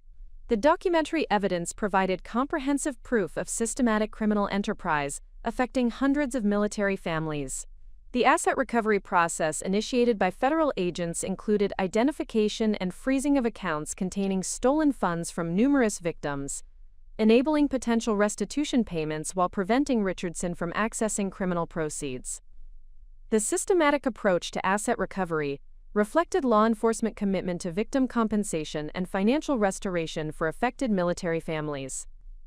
Agent Morrison's explanation of victim restitution procedures included federal crime victim compensation programs and asset forfeiture distributions that would enable recovery of substantial portions of stolen funds once criminal proceedings concluded. The restitution timeline would depend on asset liquidation and criminal conviction procedures, but preliminary assessments suggested that most victims would recover significant percentages of their losses. The media coverage that followed Richardson's arrest highlighted the systematic targeting of military families and the sophisticated nature of fraud schemes affecting veteran communities nationwide. The publicity served both to warn potential victims about similar fraud risks and to encourage additional victims to report suspicious activities or financial losses that might be connected to Richardson's criminal enterprise. The revelation that Michael Richardson's criminal enterprise had been under federal surveillance for 8 months transformed my personal betrayal into validation of comprehensive law enforcement preparation and strategic thinking that had anticipated exactly the type of sophisticated fraud scheme he had attempted to execute. Special Agent Morrison's detailed briefing revealed that federal investigators had been systematically documenting Richardson's activities while building an airtight case that would ensure maximum criminal penalties and complete asset recovery for his victims. The federal investigation had originated from a complaint filed by Staff Sergeant Maria Santos, a disabled Marine veteran from Jacksonville, Florida, who had lost $240,000 to Richardson's investment fraud scheme 18 months earlier. Santos's detailed documentation of Richardson's systematic intelligence gathering and relationship manipulation had provided the initial foundation for federal law enforcement to recognize the pattern of military family targeting that characterized his criminal operations. Agent Morrison explained that the FBI's Military Family Protection Initiative had been specifically designed to address the increasing frequency of fraud schemes targeting veteran communities and military families who possessed substantial financial resources from deployment pay, disability settlements, and military retirement benefits. The specialized task force combined financial crimes expertise with military culture knowledge necessary for understanding Richardson's victim selection and manipulation strategies. The surveillance operation that had been monitoring Richardson's activities included sophisticated electronic monitoring, financial transaction analysis, and undercover operations that had documented every aspect of his criminal enterprise while gathering evidence necessary for federal prosecution. The comprehensive surveillance had revealed Richardson's systematic approach to victim targeting, while providing law enforcement with detailed intelligence about his operational methods and criminal network.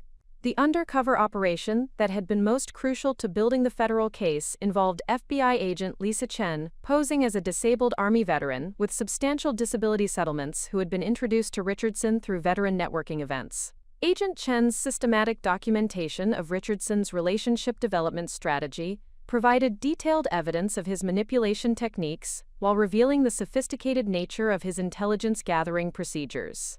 Richardson's approach to Agent Chen had followed the exact pattern that federal investigators had identified through analysis of previous victim testimonies, beginning with professional financial planning consultations and gradually developing into personal relationships that provided access to detailed financial information. The systematic documentation of Richardson's manipulation techniques provided evidence that would be essential for criminal prosecution and victim testimony preparation. The financial analysis that federal investigators had conducted revealed that Richardson's criminal enterprise generated over $3 million annually through systematic targeting of approximately 50 military families per year across multiple states. The sophisticated business model included professional office facilities, legitimate financial planning credentials, and comprehensive marketing strategies that created the authentic appearance of successful financial advisory practice. Agent Morrison's team had discovered that Richardson operated through a network of criminal associates who provided specialized services including document forgery, identity creation, and money laundering that enabled his sophisticated fraud operations. The criminal network included former financial industry professionals who had been convicted of securities fraud and were operating illegal services for career criminals targeting high-net-worth individuals. The asset tracing that federal investigators had completed revealed that Richardson had accumulated over $8 million in stolen assets through 5 years of systematic military family fraud operations. The stolen funds had been distributed across multiple offshore accounts, real estate investments, and legitimate business ventures that created complex money laundering schemes designed to obscure criminal proceeds and prevent asset recovery. The international cooperation that the FBI had established with financial intelligence units in the Cayman Islands, Switzerland, and Luxembourg had been essential for tracking Richardson's offshore money laundering operations and preparing asset seizure orders that would prevent him from accessing stolen funds during criminal proceedings. The multinational coordination reflected the sophisticated nature of his financial crimes and the determination of law enforcement to achieve complete asset recovery. Richardson's arrest at Charlotte Douglas International Airport had been coordinated with Customs and Border Protection agents who had been monitoring his travel patterns and international banking activities for several months. The airport detention prevented his escape to non-extradition jurisdictions, while providing additional evidence of money laundering and international fraud conspiracy that would enhance federal criminal charges. The evidence recovered during Richardson's arrest included encrypted computer devices containing detailed victim files, financial planning documents showing systematic intelligence gathering procedures, and communication records revealing coordination with international money laundering services. The digital evidence provided comprehensive documentation of his criminal enterprise, while revealing the sophisticated nature of his fraud operations.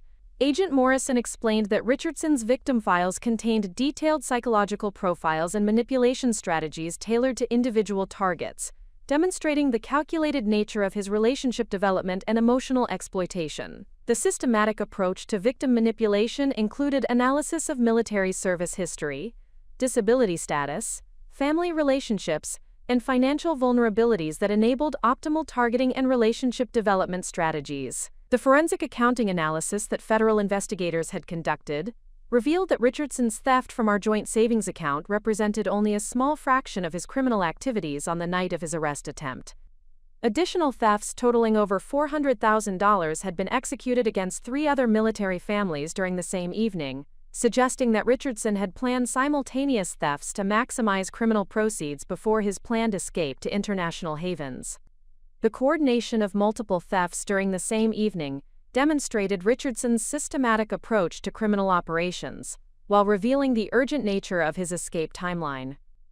Federal surveillance had indicated that Richardson believed law enforcement was closing in on his operations, prompting accelerated theft activities and immediate escape planning that ultimately facilitated his arrest and evidence recovery. The victim notification process that Agent Morrison initiated included contacting over 200 military families across 12 states who had been affected by Richardson's fraud schemes over the previous 5 years. The systematic victim outreach enabled comprehensive damage assessment while providing opportunities for affected families to participate in criminal proceedings and asset recovery processes. The asset recovery procedures that federal agents implemented included immediate freezing of all accounts and properties connected to Richardson's criminal enterprise, preventing any possibility of asset dissipation or transfer to criminal associates. The comprehensive asset seizure included real estate holdings, investment portfolios, business interests, and personal property valued at over $12 million across multiple states and international jurisdictions.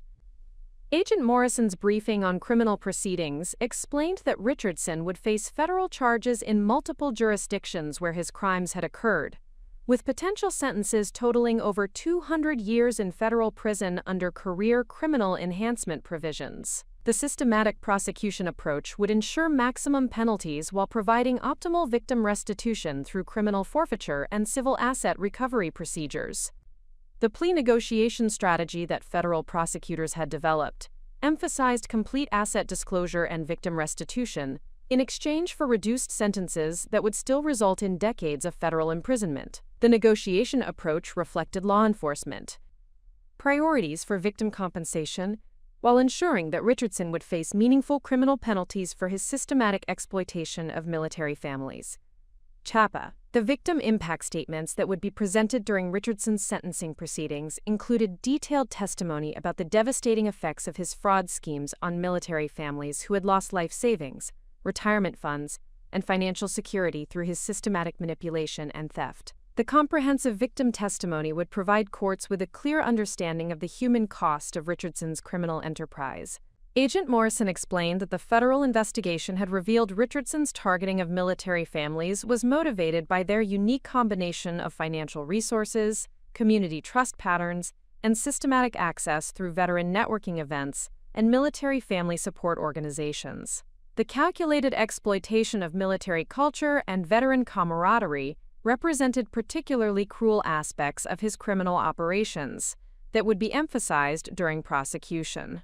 The prevention initiatives that federal law enforcement had developed included educational programs for military families about financial fraud recognition and protective strategies that could prevent similar victimization. The comprehensive education efforts would be presented through military installation, family readiness groups, and veteran service organizations nationwide. The restitution timeline that Agent Morrison projected suggested that victim compensation would begin within 6 months through initial asset liquidation, with complete restitution possible within 18 months depending on international asset recovery and criminal forfeiture proceedings.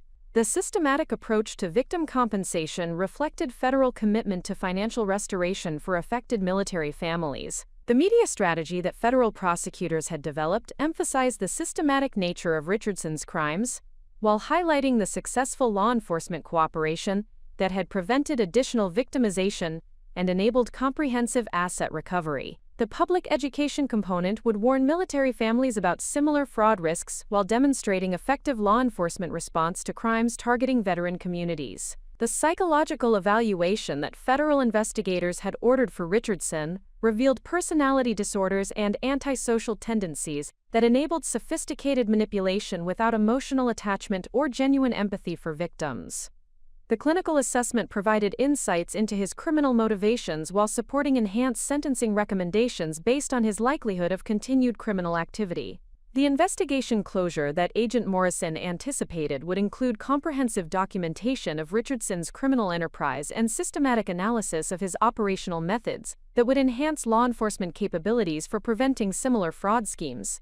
The knowledge gained through the investigation would improve federal responses to crimes targeting military families while strengthening victim protection programs. The personal validation that emerged from learning about the federal investigation's scope and sophistication provided confirmation that Richardson's betrayal reflected professional criminal enterprise rather than personal failure or relationship breakdown. The systematic nature of his manipulation had been so sophisticated that detection would have been nearly impossible without federal law enforcement surveillance and intervention. Agent Morrison's final briefing emphasized that my cooperation with federal investigators had been essential for completing the evidence necessary for Richardson's prosecution, while providing testimony that would enhance victim impact presentations during criminal proceedings. The contribution to federal law enforcement efforts would help ensure maximum criminal penalties while supporting comprehensive victim restitution and prevention of future military family targeting. The conclusion of Michael Richardson's federal prosecution marked the end of a 15-month legal process that had transformed my devastating personal betrayal into a comprehensive victory for military family protection and criminal justice. The final sentencing hearing in the United States District Court for the Western District of North Carolina resulted in Richardson receiving 45 years in federal prison without possibility of parole, ensuring that he would never again be able to target military families through systematic fraud and emotional manipulation. Judge Sandra Mitchell's sentencing remarks emphasized the particularly heinous nature of Richardson's crimes, noting that his systematic targeting of military families represented a violation of the fundamental trust that service members place in their communities after sacrificing for national defense. The judge's comments reflected deep understanding of military culture and the unique vulnerabilities that Richardson had exploited through his sophisticated manipulation strategies. The victim impact statements presented during Richardson's sentencing included testimonies from 18 military families, whose lives had been devastated by his fraud schemes. Staff Sergeant Maria Santos, whose original complaint had initiated the federal investigation, delivered particularly powerful testimony about the psychological trauma and financial destruction that Richardson's betrayal had caused to her family and young children, who had been forced to relocate due to housing losses. My own victim impact statement focused on the broader implications of Richardson's crimes for military family trust and community cohesion, emphasizing how his systematic exploitation of veteran networking events and military culture had violated the sacred bonds of brotherhood and mutual support that sustain military communities during times of sacrifice and challenge. The statement highlighted the importance of severe criminal penalties for protecting military families from similar predatory behavior. The asset forfeiture proceedings that accompanied Richardson's criminal conviction resulted in the recovery of $11.2 million in stolen funds and assets that would be distributed among his victims through federal crime victim compensation programs. The comprehensive asset recovery included offshore accounts, real estate holdings, investment portfolios, and business interests that Richardson had accumulated through years of systematic fraud targeting military families across multiple states.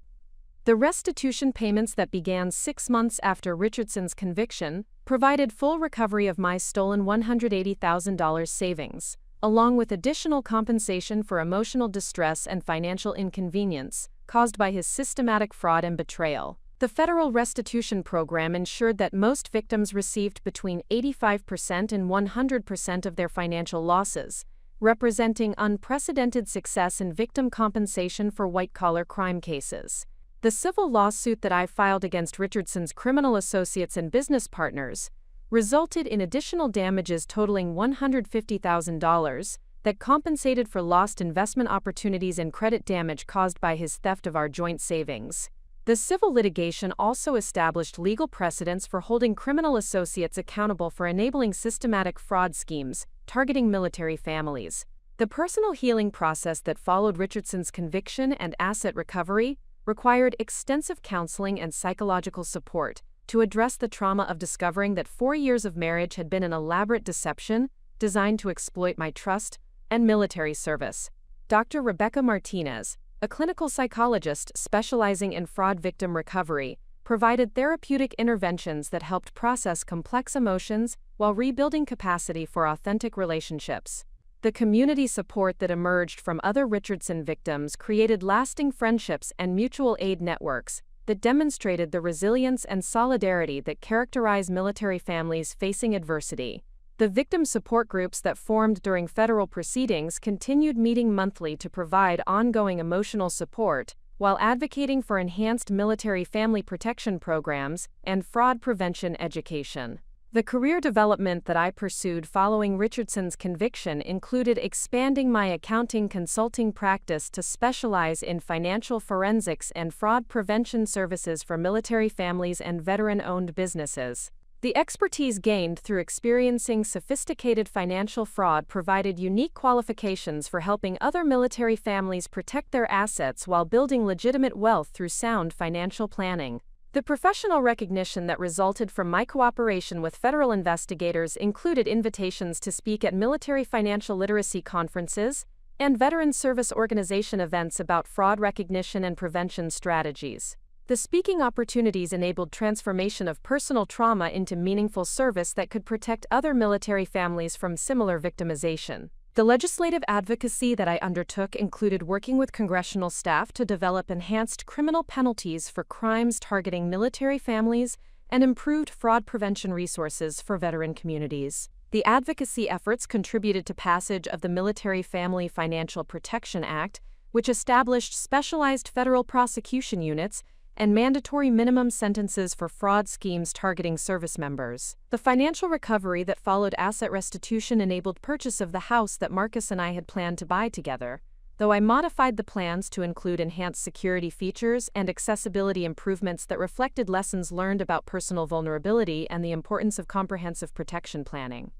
The home purchase represented reclaiming control over my financial future while building new foundations for security and independence. The educational initiatives that I developed included financial literacy workshops for disabled veterans and military spouses that emphasized fraud recognition, protective planning strategies, and systematic approaches to wealth building that could withstand external threats. The education programs were implemented through veteran service organizations and military family support groups nationwide. The relationship rebuilding that occurred gradually over the 2 years following Richardson's conviction included developing new friendships within veteran communities, while carefully evaluating potential romantic relationships through systematic background verification and gradual trust development.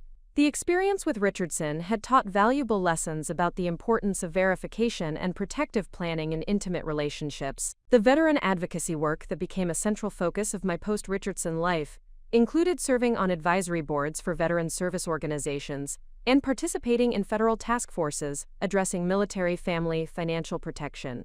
The advocacy opportunities enabled transformation of personal trauma into systemic improvements that could benefit thousands of military families facing similar vulnerabilities. The media interviews that I provided about Richardson's case and military family fraud prevention were featured in Military Times, Stars and Stripes, and various veteran-focused publications that reached hundreds of thousands of military families with important fraud prevention information. The media coverage helped raise awareness about sophisticated fraud schemes while providing practical guidance for protection and prevention. The professional development that I pursued included obtaining certified fraud examiner credentials and specialized training in financial crimes investigation that enhanced my ability to provide forensic accounting services to law enforcement and legal professionals. The additional expertise created new career opportunities while enabling continued contribution to fraud prevention and victim protection efforts. The mentorship relationships that I developed with other fraud victims included providing guidance and support for military families, navigating federal criminal proceedings, and asset recovery processes. The peer mentorship programs demonstrated the value of survivor leadership while creating support networks that enhanced victim recovery and community resilience. The policy research that I conducted in collaboration with academic institutions and government agencies examined the effectiveness of federal fraud prevention programs and identified opportunities for enhanced protection of military family financial security. The research contributions informed policy development while building expertise in military family financial vulnerability assessment. The international speaking opportunities that emerged from my fraud prevention advocacy included presentations at military family conferences in NATO countries about cross-border fraud schemes and international cooperation for victim protection. The international engagement demonstrated the global scope of military family fraud vulnerabilities while building partnerships for enhanced protection strategies. The long-term financial planning that I implemented following asset recovery included systematic investment strategies, comprehensive insurance coverage, and estate planning that would provide security while enabling continued charitable giving and veteran community support. The financial plan incorporated lessons learned about risk management while maintaining focus on wealth building and community service. The personal relationships that I eventually developed included marriage to David Chen, a fellow disabled veteran and fraud prevention advocate who had served as an Army military intelligence officer before transitioning to cybersecurity consulting. Our relationship developed gradually over 3 years of professional collaboration on veteran fraud prevention initiatives, with comprehensive background verification and systematic trust building that reflected lessons learned from Richardson's betrayal. The family planning that David and I pursued included adoption of 2 children from military families facing deployment challenges, creating the family that Richardson's deception had temporarily prevented while providing loving homes for children in need. The adoption process reflected our shared commitment to military family support while building the personal happiness that Richardson had attempted to destroy. The continuing impact of Richardson's case included federal law enforcement citations of our investigation as a model for military family fraud prevention, while our victim advocacy efforts contributed to protection of hundreds of additional military families from similar systematic fraud schemes. The transformation of personal betrayal into systemic protection demonstrated the power of resilience and strategic response to criminal victimization. The life lessons that emerged from surviving Richardson's sophisticated betrayal emphasize the importance of verification, protective planning, and community support in building security that could withstand external threats while maintaining openness to authentic relationships and meaningful service. The experience validated the military values of preparation, vigilance, and mutual support while demonstrating that even the most sophisticated betrayal could be overcome through strategic thinking and systematic response. Up next, you've got 2 more incredible stories of resilience and strategic thinking right on your screen. If this story of turning betrayal into victory resonated with you, you definitely won't want to miss these. Just click and dive in. And don't forget to hit that subscribe button and ring the notification bell so you catch every inspiring upload we share. The greatest irony of Richardson's elaborate scheme was that his systematic betrayal ultimately strengthened everything he had tried to destroy.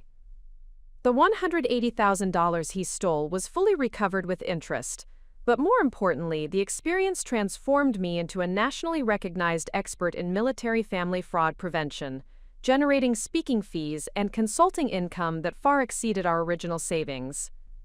The fraud prevention business I built from this nightmare now protects thousands of military families annually, while my marriage to David has created the authentic partnership that Richardson could never provide. Our adopted children, Emma and Marcus. Yes, I kept the name as a reminder that even painful experiences can lead to beautiful outcomes, have given us the family that fraud temporarily delayed but couldn't prevent. Richardson himself became an unwitting catalyst for the Military Family Financial Protection Act, which has prevented an estimated $50 million in fraud against veteran communities. His 45-year sentence serves as a deterrent, while our victim support network has helped over 300 families recover from similar betrayals. The house I eventually bought was bigger and better than the one we originally planned. The security system I installed wasn't just about protection. It was about reclaiming control. Every morning when I see that Purple Heart displayed in our home office, I'm reminded that the same resilience that carried me through combat saved me from Richardson's scheme. Sometimes the greatest preparation isn't what you plan for. It's who you become when life tests everything you've built. Richardson thought he was stealing my future, but he actually revealed my strength. If this story inspired you, hit that subscribe button and the notification bell. Tomorrow, I'm sharing another incredible tale of turning betrayal into triumph that will completely change how you think about protecting what matters most. Drop a comment telling me about a time when your worst moment became your biggest breakthrough. See you in the next one.